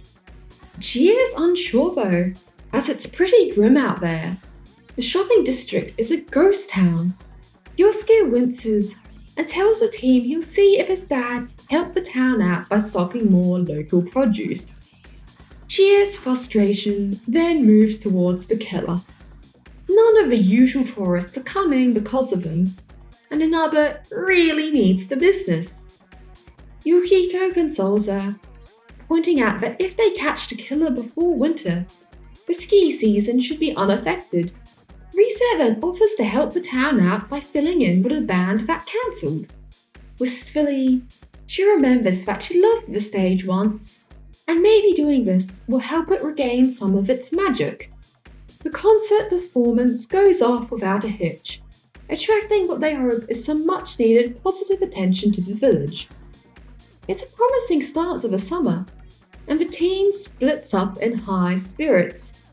Even when it rains that evening, their good mood remains, as the Midnight Channel is blessedly empty. As dawn breaks, however, and the mists clear. It turns out the investigation team got their hopes up too soon. The body of Moroka is found hanging from the water tower. Arc 5. Void Quest. The team panics as they hear the news. Risa wonders if the murderer has found a way to manipulate the TV world right under their nose, with her grandfather being Subject Zero. Yukiko calms the group down, however, and suggests going to see Teddy. To everyone's shock, however, he's somehow wandering around Junez's Isles. Teddy reveals that while he was initially pretty upset about being a shadow, he realized that if he was one, it meant he could transform like them too. Pulling off his head, he reveals his newly grown, stark naked human body. One shopping trip later, they finally sit Teddy down in the food court and start talking business. Teddy reveals, however, that no one has entered the TV world since the team last left. Yosuke wonders if that means the murder was committed in the real world, with Yukiko musing the killer might have changed tactics due to the investigation team's interference. On the topic of interference, the team is then interrupted by Naruto, who is revealed to be the teen detective who's been put on the case. He makes some awkward small talk with Kanji before musing about the case. Yamano, Saki, Yukiko, Kanji, Fujikawa, and Risa all appeared on the Midnight Channel, if only for a moment. Yet there wasn't hide nor hair of Muruka. It's odd, isn't it? Naruto then none too subtly hints that if they know anything, they should tell him. Kanji actually starts giving Naruto the rundown before Chie elbows him in the ribs and Yosuke quickly covers his slip-up. Displeased, Naruto storms off. Yosuke then whirls on Kanji and asks him what his problem is. Kanji pouts and says Naruto's a good guy. He admires how intelligent and professional they are, especially considering he's their age. If he knew the truth about the TV world, maybe Naruto would be able to solve the case. With a sigh, Yosuke admits he's got a point, but Kanji needs to think with his head, not his privates. Even if they do tell Naruto the truth, he's probably not going to believe them, not without proof. Once the discussion ends, Chia asks Teddy what that strange voice who empowered his shadow was. Was it the killer, perhaps? Well, Teddy's not sure. He doubts it. He thinks whatever it is originated from the TV world, not their one. Risa shudders, as they don't just have to deal with a murderer, but an ominous creature that has it out for them too. The team then parts, Yosuke taking Teddy with him. Dojima managed to arrive home before Yu, and is in a tense, but not unhappy mood. He makes an oblique comment that Yu won't be able to stick his head into anything soon, something Yu doesn't get an explanation for until the next day. Meeting in the food court again, the team ponder the killer's motives when Naruto appears. He informs them that their little game is over. The police have found a suspect and they're wrapping the investigation up now. Risa is furious, given, her grandfather was one of the victims, and screams at Naruto that this was never a game. In fact, if anyone is doing this for fun, it's Naruto. He's just trying to solve the case to show that he can. Yosuke then twists the dagger in further and deduces that Naruto's been put off the case, given he's hassling teenagers in a food court. Flustered, Naruto can do nothing but storm off. Kanji feels a bit bad for him, but doesn't object, because Naruto did cross a line. The investigation team are restless for the next few days because how on earth did the police find the suspect when they don't know about the kidnappings and the Midnight Channel? On the topic of the Midnight Channel, it airs again, revealing a boy who challenges them to catch him if they can. Chie calls Yu first, and she's in a bit of a tizzy because she recognized the boy. It's Mitsuo Kubo, the one who tried to use her to get close to Yukiko. Yu then remembers seeing him months ago. He's the boy who tried to hit on Yukiko earlier that year. Yet again, Yukiko has no recollection of him. The team quickly comes to the conclusion that, judging by what his shadow said, Kubo is the killer. Chie is a bit surprised that he appeared on the Midnight Channel though, since if he's the one behind it, why would he reveal himself? Teddy quickly clears things up, however. The Midnight Channel is independent from the killer. It's simply what happens when TVs in the real world pick up suppressed emotions from the TV world. More importantly, however, how did Mitsuo get into the TV world in the first place? The team get an answer as they spot a dejected Adachi. He reveals that the police arrested a suspect last night, but he vanished seemingly into thin air. As he walks off, Yosuke puts together 2 and 2. Like Naruto said, the police did catch the murderer, Mitsuo. But then he escaped into the TV world through one of the many screens in the station. Unless the team drag him back, he'll face no repercussions for his actions. Splitting up, the team investigate Kubo. Chie sets them on the right track. He's a manipulative jerk who only really sees women as accessories, not people. But it's not enough. The important clue that you have to find is that Maruka got Mitsuo expelled. According to a former friend of his, most of them stopped hanging out with Kubo after that, and the last they heard, he spends all his time shut in his room playing video games. That's enough information for the team to find Mitsuo's dungeon, Void Quest. Mitsuo's shadow makes no cameos, and instead, text boxes explaining the killings from Mitsuo's perspective appear. Firstly, Maruka knocks him down, depleting Mitsuo's health.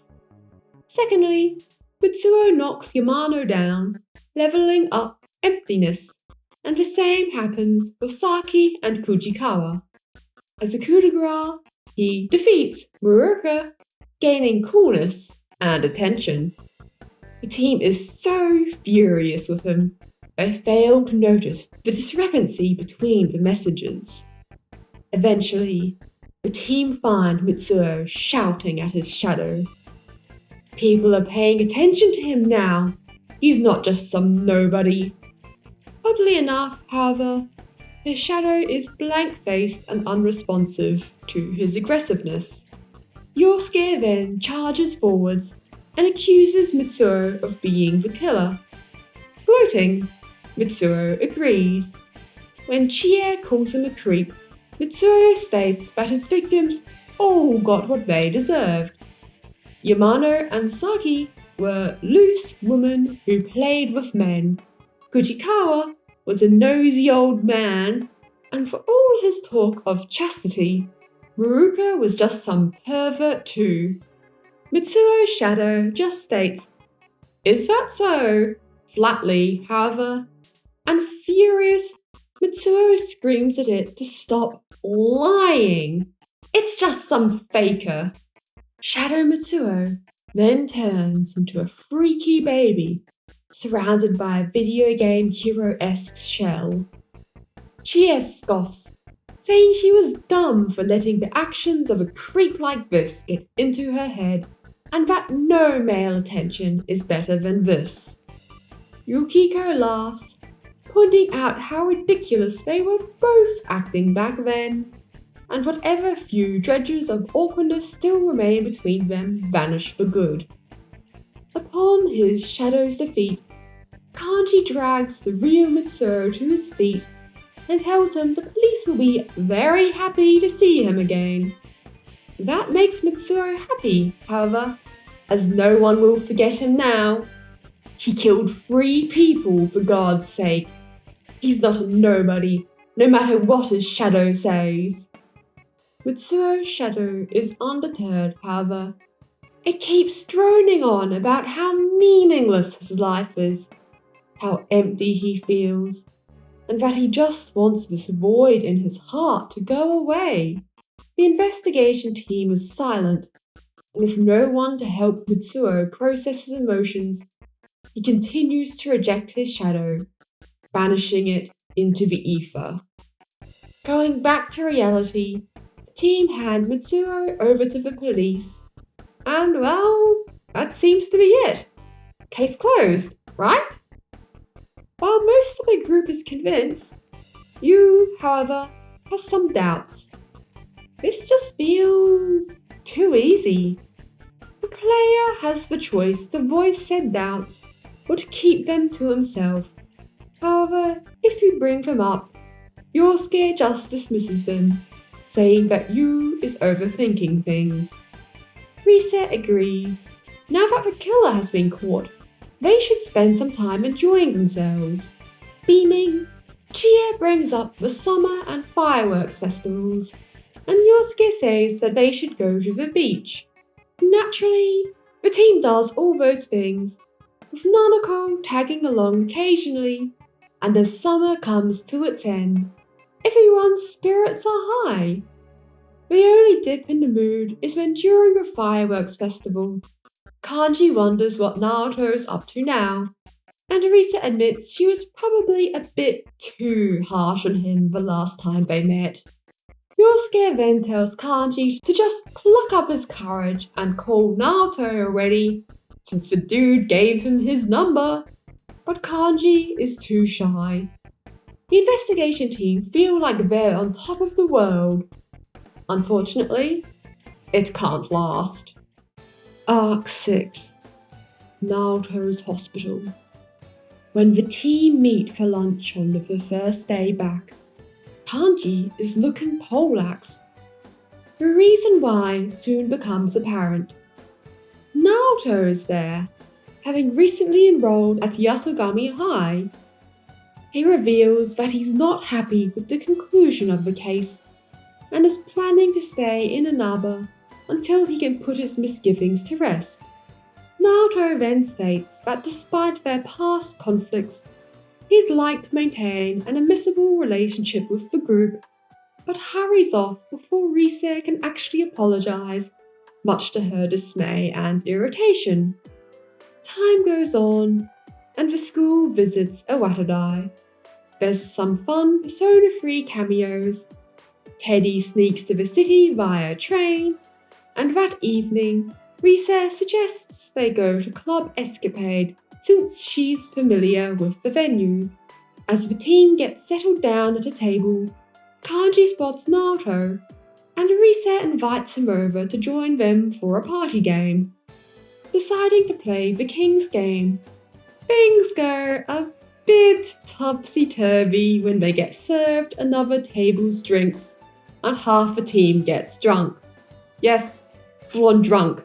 There's no high in the atmosphere stuff going on here. Naoto tries to take advantage of the team's state, and Yukiko and Rise tell him everything about personas, but as Yosuke predicted, Naoto doesn't believe them.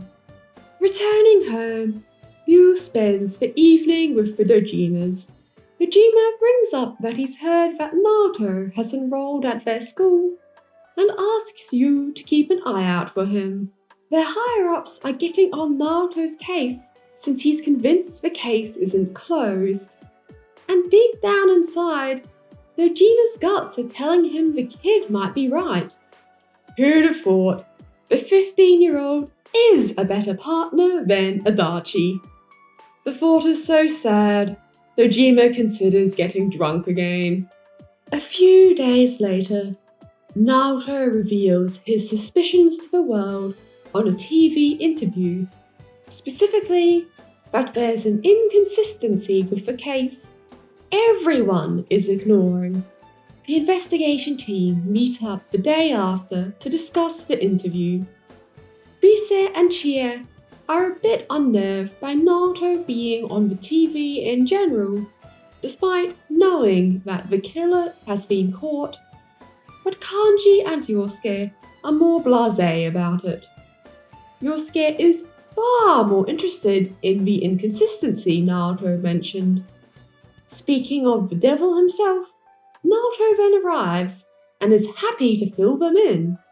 Every victim but Moroka appeared on the Midnight Channel in some capacity, which they all know.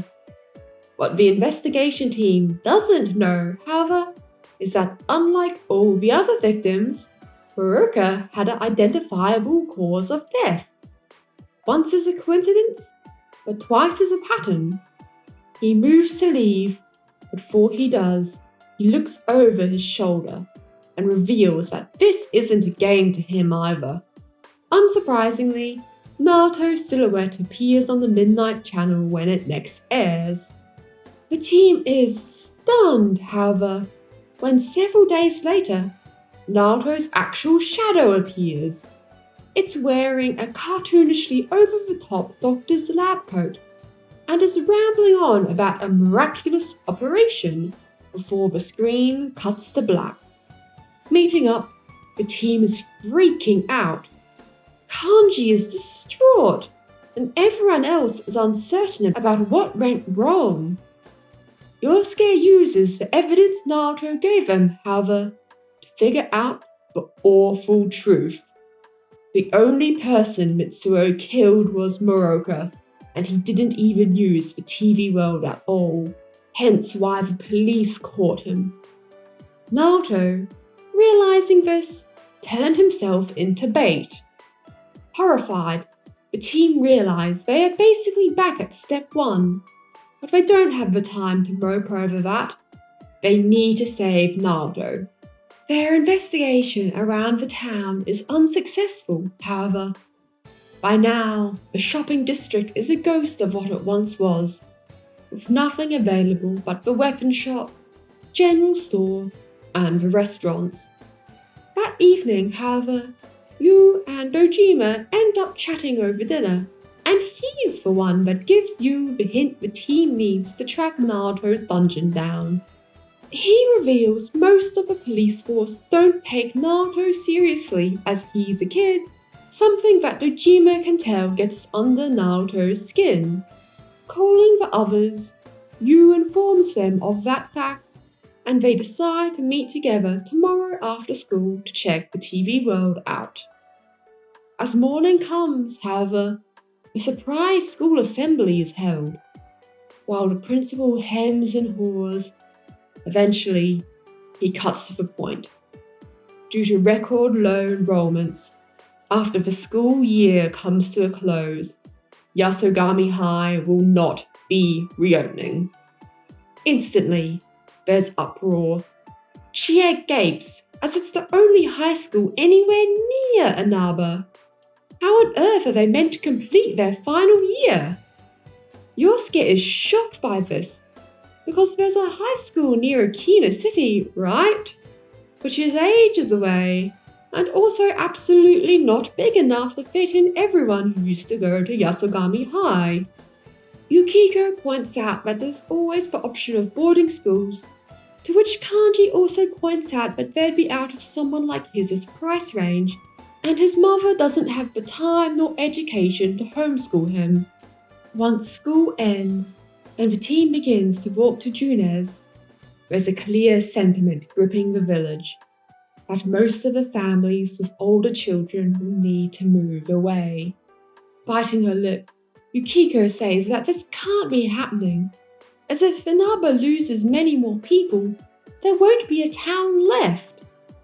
Things don't get better as they reach the supermarket, where outside the front gates there is a group of protesters. Yosuke realizes he's going to need to help mediate this, Chia asks him about his plan of stocking local produce, but Yosuke winces. His father did try to do it, but corporate HQ shut him down as all Junezes need to sell standard products.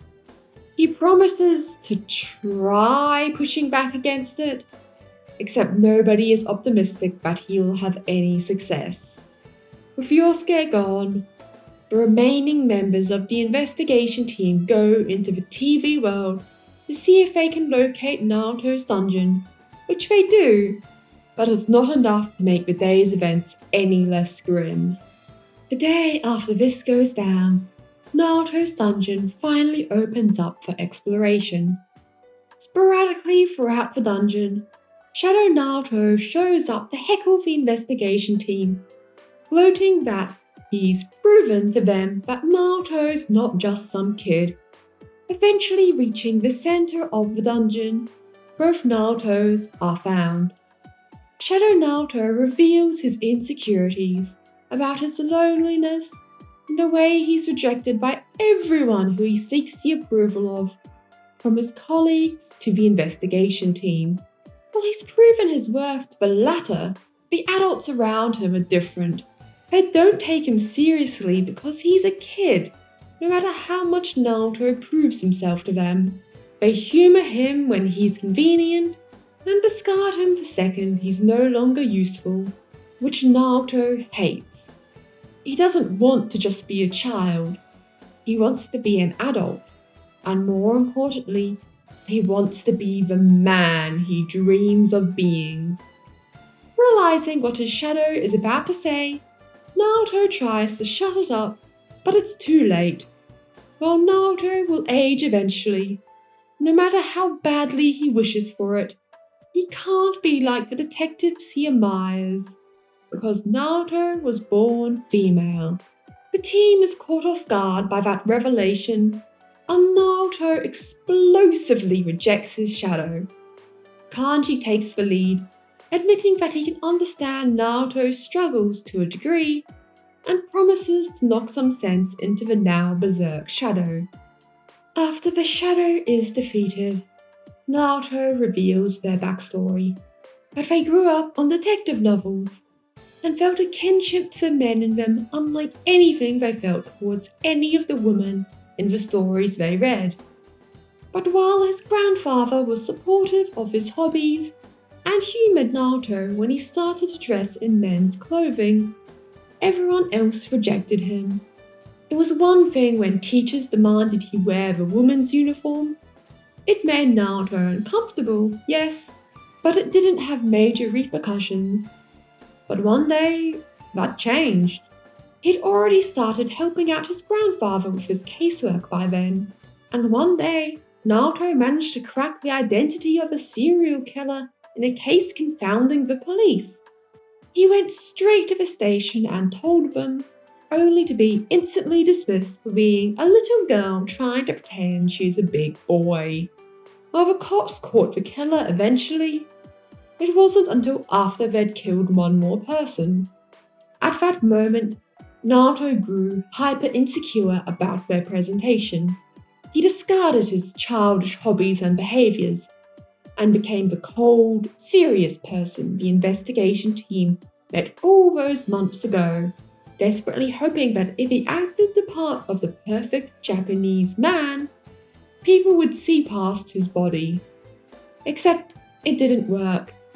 He was rejected for his age instead, and even now, he knows if people find out the truth about him, his career is over. As a bunch of rural Japanese teenagers in 2011, none of the investigation team are educated on trans issues at all. They don't really get what Naoto is going through, except then Kanji approaches Naoto and is like, you know what? Fuck gender. He doesn't mind whether Naoto is a girl or a boy, or even neither. Kanji likes them anyway, and wants to get to know them more. And all the shitty adults who rejected Naoto can get stuffed. That's right, Kanao is going to be canon in this. even if Naruto doesn't necessarily reciprocate Kanji's feelings. Yet. Naruto appreciates the solidarity regardless, and it gives him the strength to accept his shadow. Naruto grows faint shortly after that, so they leave the dungeon, getting him back home. Once Naruto recovers, the team meet at Junes.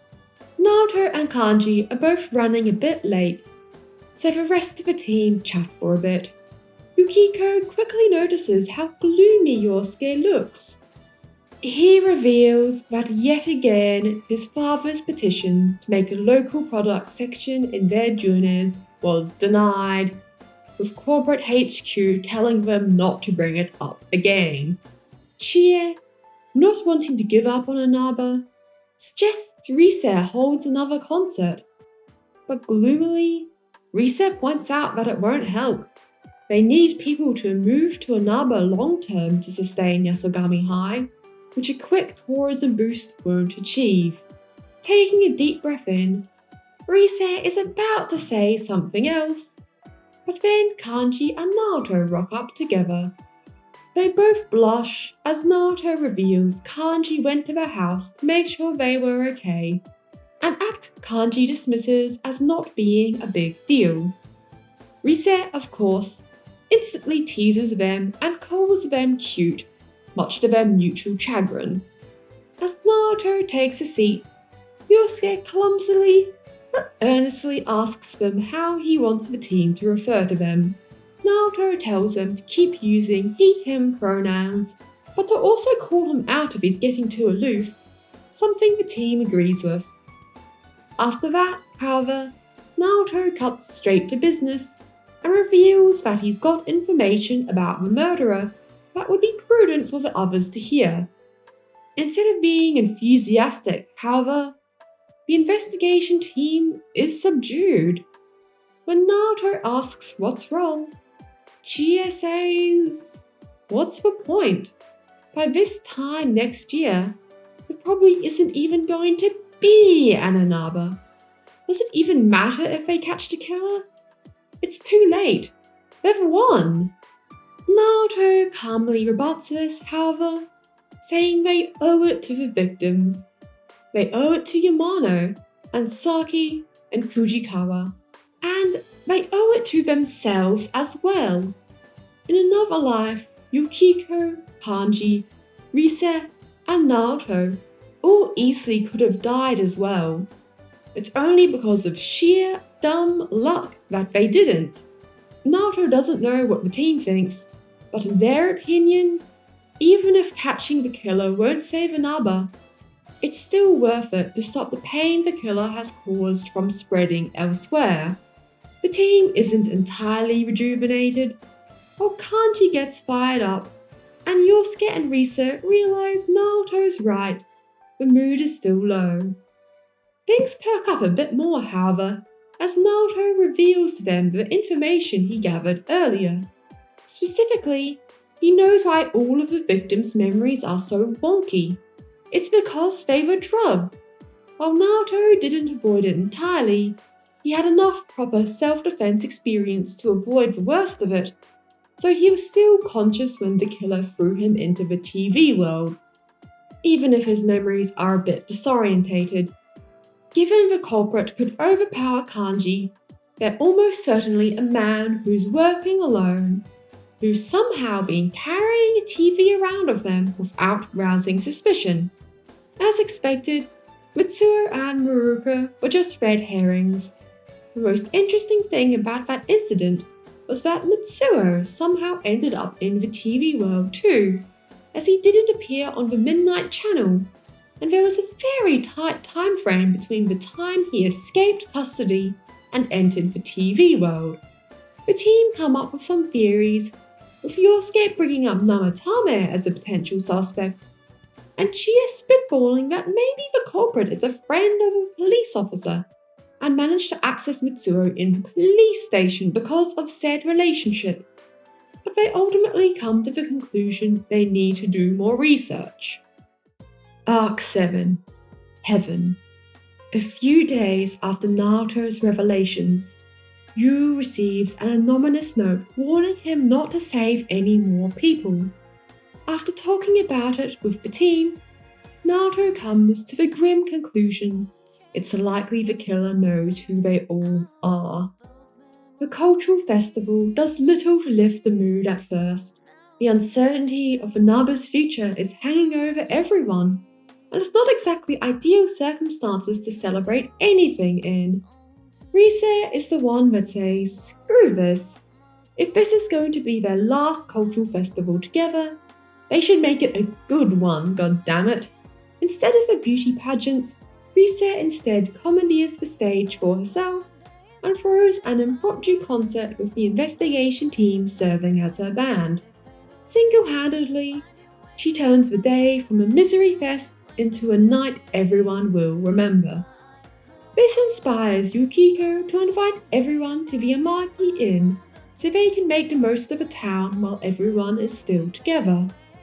Even if Yasogami's fortunes change, Yu, Risa, and Naoto will all leave town eventually after all.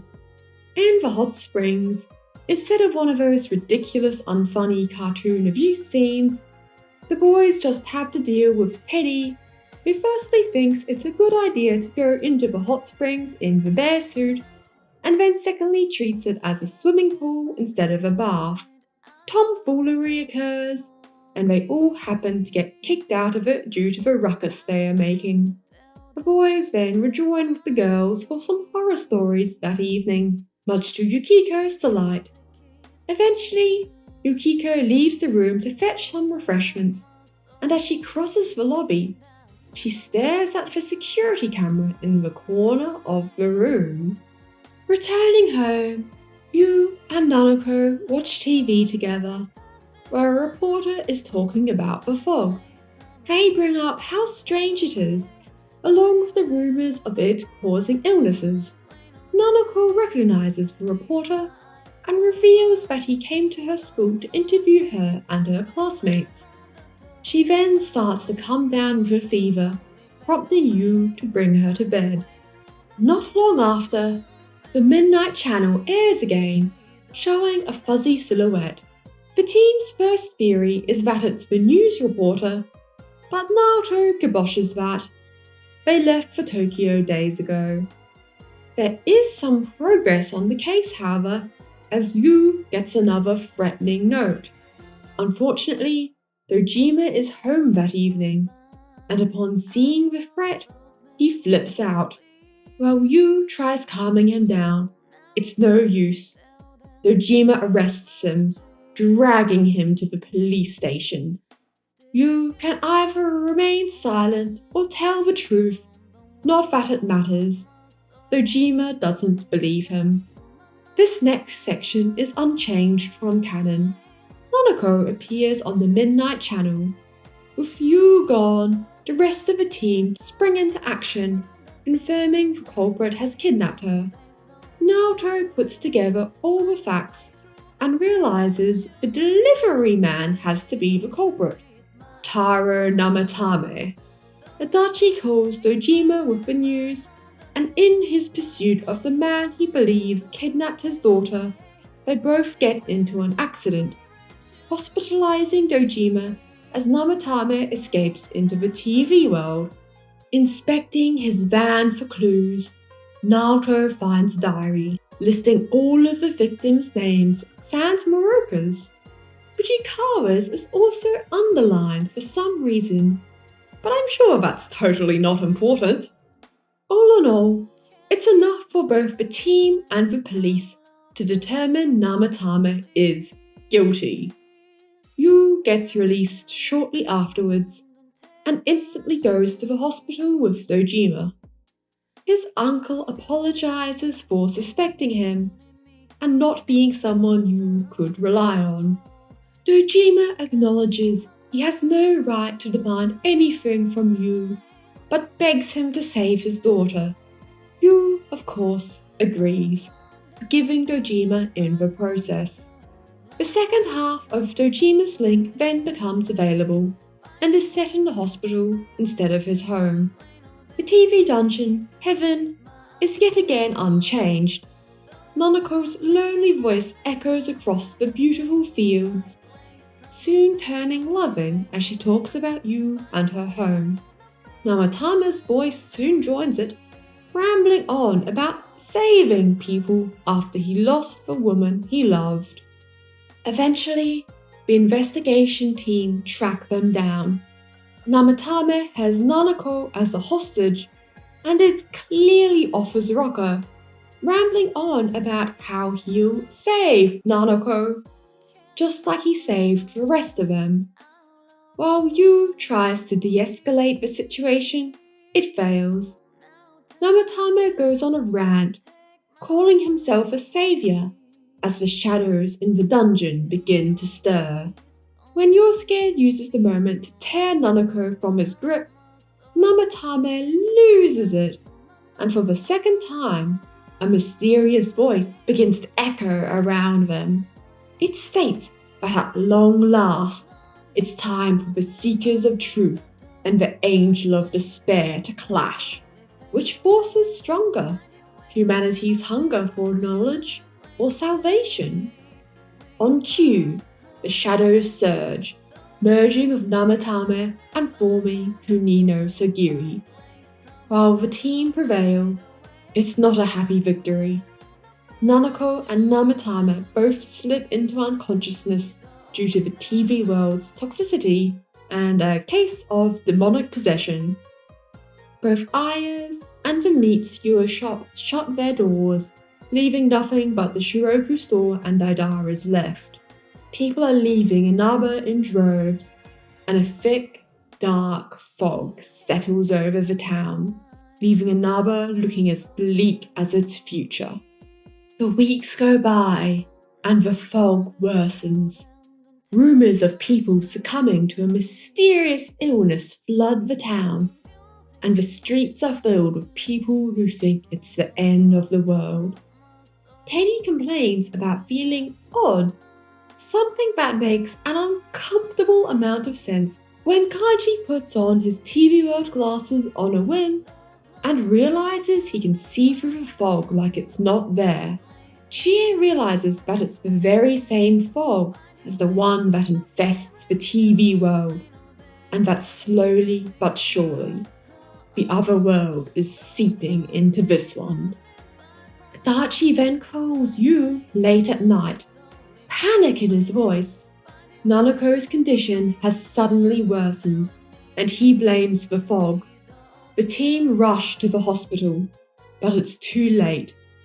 Nanako passes away in Yu's arms, begging for her father.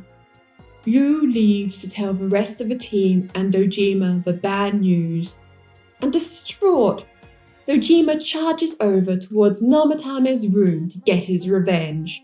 The team run after him, sans Teddy, who stays behind with Nanako. The cops guarding Namatame stop Dojima's rampage, who then collapses due to his injuries and grief.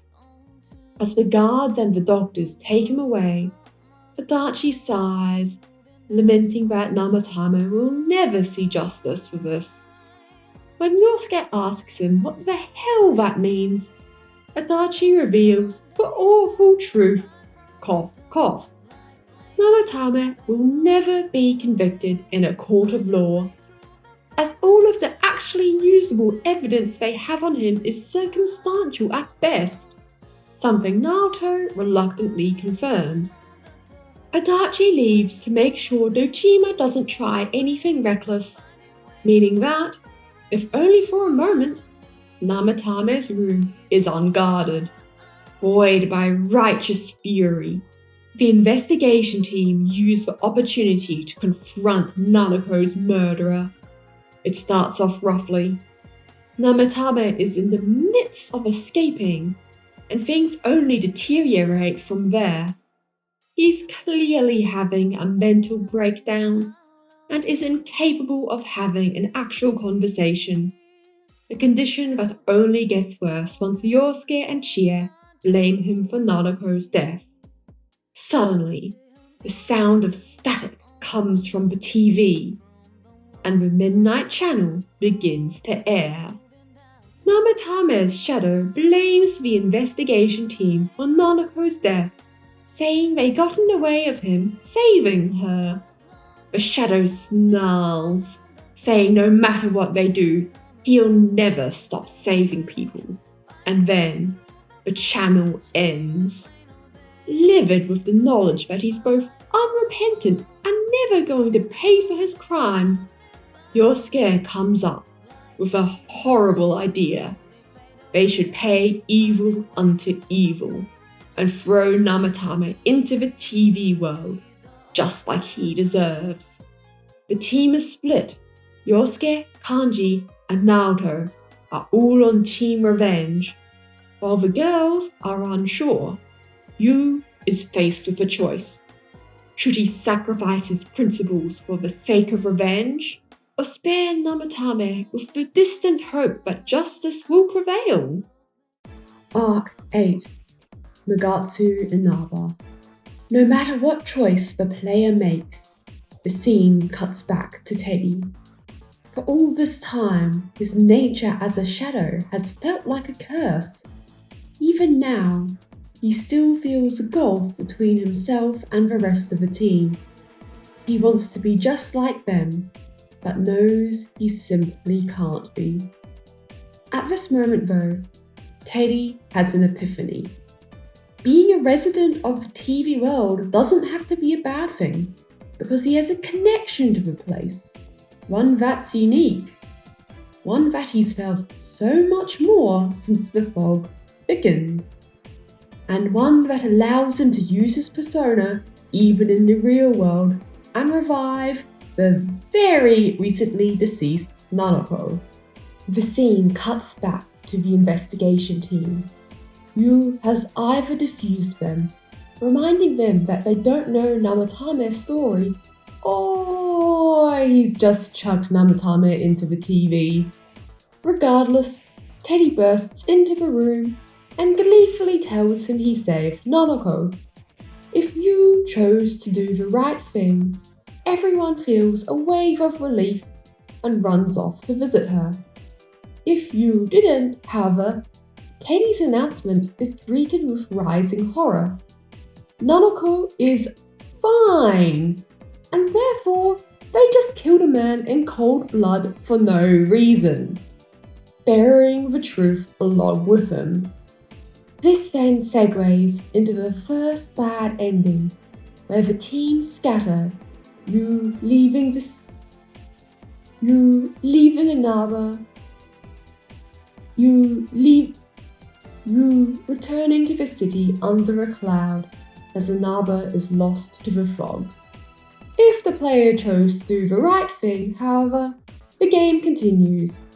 The team meets up to go over everything they know, and with a calmer mind, they piece together there's a lot of oddities with the case if Namatame actually was trying to kill them.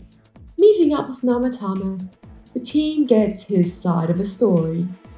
He thought he needed to throw people who appeared on the Midnight Channel into the TV world to prevent them from dying like Yamano and Saki did. And from his perspective, until the investigation team meddled, it worked. Rise then asks about her grandfather, and Namatame apologizes, saying in that case, he was too slow. Mr. Kujikawa died before Namatame even realized he needed saving. Namatame reveals he realized the connection between the Midnight Channel and the deaths after Yamano's passing, and while he told the police, they laughed him off, disinterested. Saki also ignored his warnings, so when Yukiko appeared, he saved her by force, along with each of the other investigation team members who found themselves in the TV world. Naoto then calmly explains to him the true nature of that world. While Namatame is conflicted, he admits after his experiences in heaven that he had suspected what Naoto said, and just didn't want to admit it. The team leave Namatame to rest, and then go over the facts. They know the truth behind most of the cases, except for Yamano, Saki, Fujikawa and Mitsuo. After a long discussion, the team decide that their first proper suspect profile, that the killer preys on women, was probably correct. Fujikawa, a known snoop, possibly found out something about the killer and was silenced for it, while Mitsuo was targeted for taking credit for the murders. Yukiko then has a brain blast. Fujikawa visited the Amagi Inn on the day he died, and Yamano stayed there too. It's possible their cameras might have picked up something suspicious. They go to the inn and spend ages scouring the tapes. All Fujikawa does, however, is ask the receptionist if Yamano stayed there and on what dates. He then leaves the camera's sight. Arisa is glued to the last recordings of her grandfather. The rest of the team look for the footage for Yamano's stay. They promptly realise, however, that it's missing. For a horrible moment, they all think that the killer must have taken the footage, but then Arisa gasps, pointing to the video clip she's currently watching. As her grandfather leaves the inn, he has a tape that he didn't have when he came in. He's the one that stole the CCTV recordings of Yamano's stay. Kanji wilts, suspecting that means the tape must be in the killer's hands by now, and Naoto admits that if the tape was found with his body, he would have been informed about it. Reset doesn't give up, however, as it's just as possible the killer missed the tape and her grandfather dropped it in the TV world. The team is a bit worried for her, but Reset is adamant that at the very least they need to check it out. Going to Junes, the investigation team enter the TV world. Reset tracking down the spot her grandfather was killed. There's dried blood on the floor, and a tape. Reset prays, thanking her grandfather for his help in keeping the tape out of the killer's hands, if only unwittingly. She tells him about all her wonderful friends that she'll treasure for the rest of her life, even if they go their separate ways, and thanks him for inviting her to another. She gives him a final farewell, and Chie then hugs her, followed by Yukiko, and soon enough it turns into a big group hug. The investigation team talk about how much they treasure each other, and as a collective, have an epiphany. While the town itself might be doomed, Inaba isn't a place, it's people. And no matter what happens, they'll always be part of each other's lives. It's a bit sad, and there's a lot of tears, but it's also cathartic.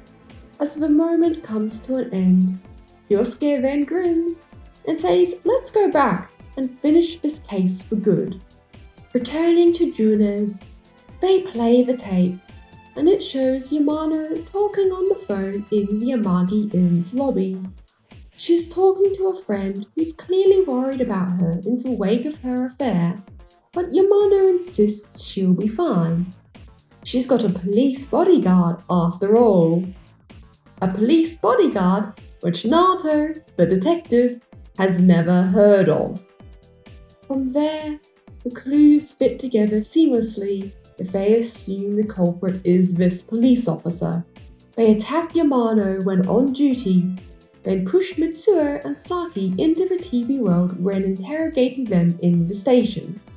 If Fujikawa reported what he discovered to the police, they could have used that opportunity to deal with him, and, going back to almost the beginning, if they were the one that picked up Namatama's phone call, they could have pit him against the investigation team, muddying the evidence of his own crimes.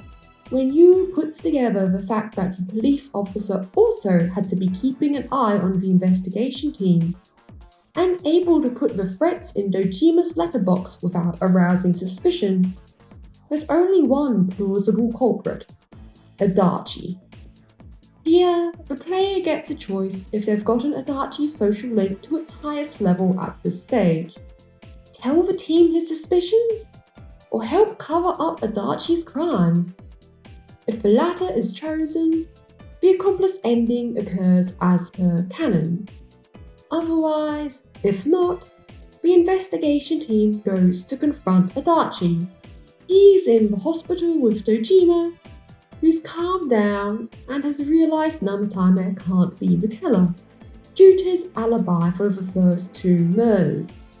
The team confronts Adachi with their circumstantial evidence, and while he denies it, Adachi eventually backs himself into a corner. What cinches the deal is the reveal that he didn't take the threatening letters to forensics, and that he blamed Namatame for all the attempted murders, despite the police having zero reason to even know there were attempted murders at that stage.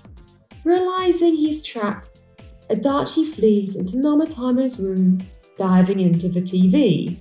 This next section is basically the same as canon. A mirage of Adachi appears in the TV world, gloating about his actions. He killed Yamano because he felt betrayed due to her affair, and then did the same to Saki after seeing her talking to Namatame because she chose him over Adachi. He was the one who answered Namatame's phone call, and in fact actively encouraged him to save Yukiko himself, enjoying the chaos his and the investigation team's constant back and forth caused. Kujikawa then figured out a police officer had to be the perp, and asked Adachi to get Dojima, but Adachi had noticed him snooping around the station earlier, so he killed him to cover his tracks. Mitsuo was then thrown into the TV, because if people thought he was actually the killer, the investigation team and Namatame would both stop, costing Adachi his entertainment.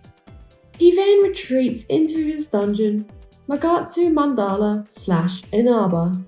As the team chase him, he mocks them as per canon, blaming his problems on everyone else but him. But there's something new in his ramblings. In particular, Adachi points out how his dungeon shows the truth. It's already too late. He's destroyed Inaba, and catching him won't change that. So why are they even trying? As with the rest of his complaints, the investigation team thinks he's being stupid. As Rise puts it eloquently, her experiences as an idol have taught her everything is temporary. Just because a group splits up, it doesn't make their music magically disappear. Even if Inaba itself turns into a ghost town, its spirit will live on in their memories and their hearts. Yosuke also calls Adachi out, recognizing the parallels between them and saying that unlike Adachi, he got his shit together and made true friends in Inaba, while Adachi just festered in his misery and turned himself into the sad, pathetic man he is. Adachi can't accept either of those statements, however, and says that nobody wants the truth, just pretty lies. And they'll get that once the TV world finishes seeping into the real one, because Adachi knows something the investigation team doesn't, that once the process is complete, everyone will turn into shadows. That's why people are getting sick. It's because their shadowfication has already begun. The investigation team are bewildered, since why would anyone want to become a shadow? Adachi snarks that it's because life is meaningless, and the investigation team are just too dumb to realise that. Coming to the conclusion that there's no point discussing things, the team and Adachi fight, with Adachi summoning a persona. After defeating him, however, Adachi doesn't give up. He decides to show the team that humans crave the fog, and shadows answer his cry, converging on him and turning him into Ameno Sagiri, the god of the fog, and the one spewing it into the real world. The investigation team managed to defeat the god to its surprise, and Ameno Sagiri acknowledges that humanity may not crave oblivion yet. Fading away, Adachi is left behind, and they drag him back to the real world to face justice for his crimes. Arc 9. Yamotsu Hirosaka. Christmas is a joyous affair. Nanako and Ojima are released from the hospital. Adachi is arrested, confessing to his crimes. The fog lessens, and the investigation team celebrate by going skiing together, where Kanji and Naoto share their first kiss. Except when they return to town, the mood is still dire, because Adachi was right. Catching him hasn't saved Inaba, and the remaining residents are living in a combination of bitterness and denial. As school resumes, Yasogami's rapidly impending closure only feels more and more real. And while it's lessened, the fog hasn't faded away yet. On habit, the investigation team find themselves meeting up at June's again, because their happy ending is surprisingly underwhelming. Teddy in particular looks pretty pensive, and everyone agrees it feels like they've just slapped a bandage over the issue, not actually solved it. Chie then asks the question, have they actually missed something? Or are they just sad because the end of the school year is rapidly approaching? Yu's reply is crucial. Choose the latter option, aka they're probably just bummed out about the school's closure, and the player gets the normal ending. If Yu states that they have missed something, however, the player then gets another important question. What haven't they solved?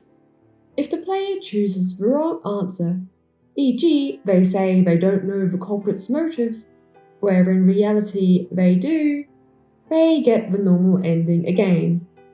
The correct answer is, how did Adachi do this to begin with? Where did he even get the ability to put people into the TV world? Yosuke, in addition, wonders how the heck did Adachi know the fog would turn people into shadows to begin with? Chie reminds him of the strange voice they heard during Shadow Teddy and Namatame's confrontation, and how Adachi did the exact same trick later. Maybe whoever they are told him. Teddy also brings up Ameno Sagiri's slightly ominous parting message and reveals that it feels like a bit of the TV world is still lingering on this side. Realizing the stakes, the team realize they need to solve the spinal mystery. But it's not like they can talk to Adachi. He's in prison. Naoto then realizes they don't have to, because someone standing right there experienced the same thing he did. Yu. He was also granted the power to enter the TV world before even getting a persona. The question is, how? Yu gets a flashback to his first day in town, and the only oddity was the moment he shook the gas station attendant's hand. On their way to confront him, Yu passes the Velvet Room, and Margaret calls him over. Going inside, Igor presents him the Orb of Sight and commends him for his unrelenting pursuit of the truth. As it begins to rain, the team find the attendant. He puts up a token act of ignorance, but soon reveals the truth. Yes, she did give 3 people the power to enter the TV world. It turns out that she is the goddess Izanami and set this game into motion. Yu has played his part, however, so there's no need for further conflict. Despite his victory on the battlefield, the people have chosen Adachi as their champion.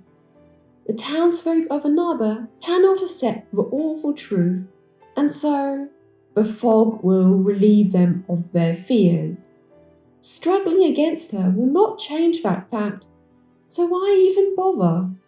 It is also indisputable that due to their support of each other, it ultimately turned out to be for the best. Living like a coward and relying on the media like a crutch is no way to live your life. Izanami accepts their challenge and tells them to meet her in the depths of Yomotsu Hirasaka at January's end. As the team traverse through the dungeon, they debate the omnipresent Izanami, who tells them the lore about Yu, Adachi, and Namatame, and how they represented hope, apathy, and despair. She would determine what happens to Inaba based on their actions, and Adachi's had the most impact, so he won. Upon reaching the dungeon's end, it's empty. Like Izanami said, she won't be there until the 31st. Instead, the team return to town to wait out the final days. The village is still gripped by denial and despair, even if the fog is weaker, and Rise realizes that she can't stand this. If Inaba has to go, it should be with a bang, not a whimper. So the investigation team get a plan to set up one final winter festival. Dojima and the other adults Yu has befriended around town help promote the idea, and soon the mayor themselves takes over preparations, turning it into an even grander festival than the summer one. Unfortunately for the investigation team, Inaba's council decides to hold it on the 31st. Ryosuke decides, however, that that's just extra motivation for them to kick Izanami's ass ASAP. Upon returning to the depths of Yomotsu Hirasaka, Izanami is waiting for them, and she gives her law dump / thesis statement. She explains how the Midnight Channel works, that it reflects people's desires. Because they are too weak to face the truth of their reality, humans turn to gossip and fiction. That's why they desire the fog, so they can live in the world they want to live in, and be the selves they're too afraid to be under the public's eye. Of course, the investigation team disagrees with her ideology. Yes, people might run from the truth, and it can be a scary thing. But as long as people support each other, they're strong enough to not just face it, but grow from it. Yukiko then highlights that if she became her shadow, it wouldn't have saved her, just slapped a superficial bandage on her problems, a sentiment the rest of the team agree with. People need both sides of themselves in order to thrive. Stage 1 of the Izanami battle then happens, with Yu progressing the fight after using the Orb of Sight, revealing Izanami's true, rotting body. She is unfazed, however, because as their goddess, as long as the people of Inaba crave ignorance, she's undefeatable. After banishing the investigation team one by one to Yomi, the underworld, it seems her victory is assured. Then, the game cuts back to Inaba proper, showing the festival. It's kind of gloomy, however, and the current mayor is a mediocre public speaker and fails to get the people's hopes up. His speech is interrupted, however, by none other than Namatame. Taking the microphone, he tells the people of Inaba that yes, this is horrible, but denying the truth won't make things better, and will just cause them to stagnate and spread harm instead. He then reiterates that Inaba isn't just a place, it's people. So for one last time, let's celebrate our home and support each other as we face the future, no matter what trials it may bring. At long last, the hearts of the civilians are roused. Cutting back to Yu, he's sinking into a foggy void, and in a moment of weakness, wonders if this is where it's going to end. Margaret then cries out for him, however, and tells him to focus on his bonds. He does, and then his vision cuts to the festival. Every maxed social link is there, supporting their fellow townspeople through this devastating time. He then hears the voice of his teammates, who all have faith that he'll see this through.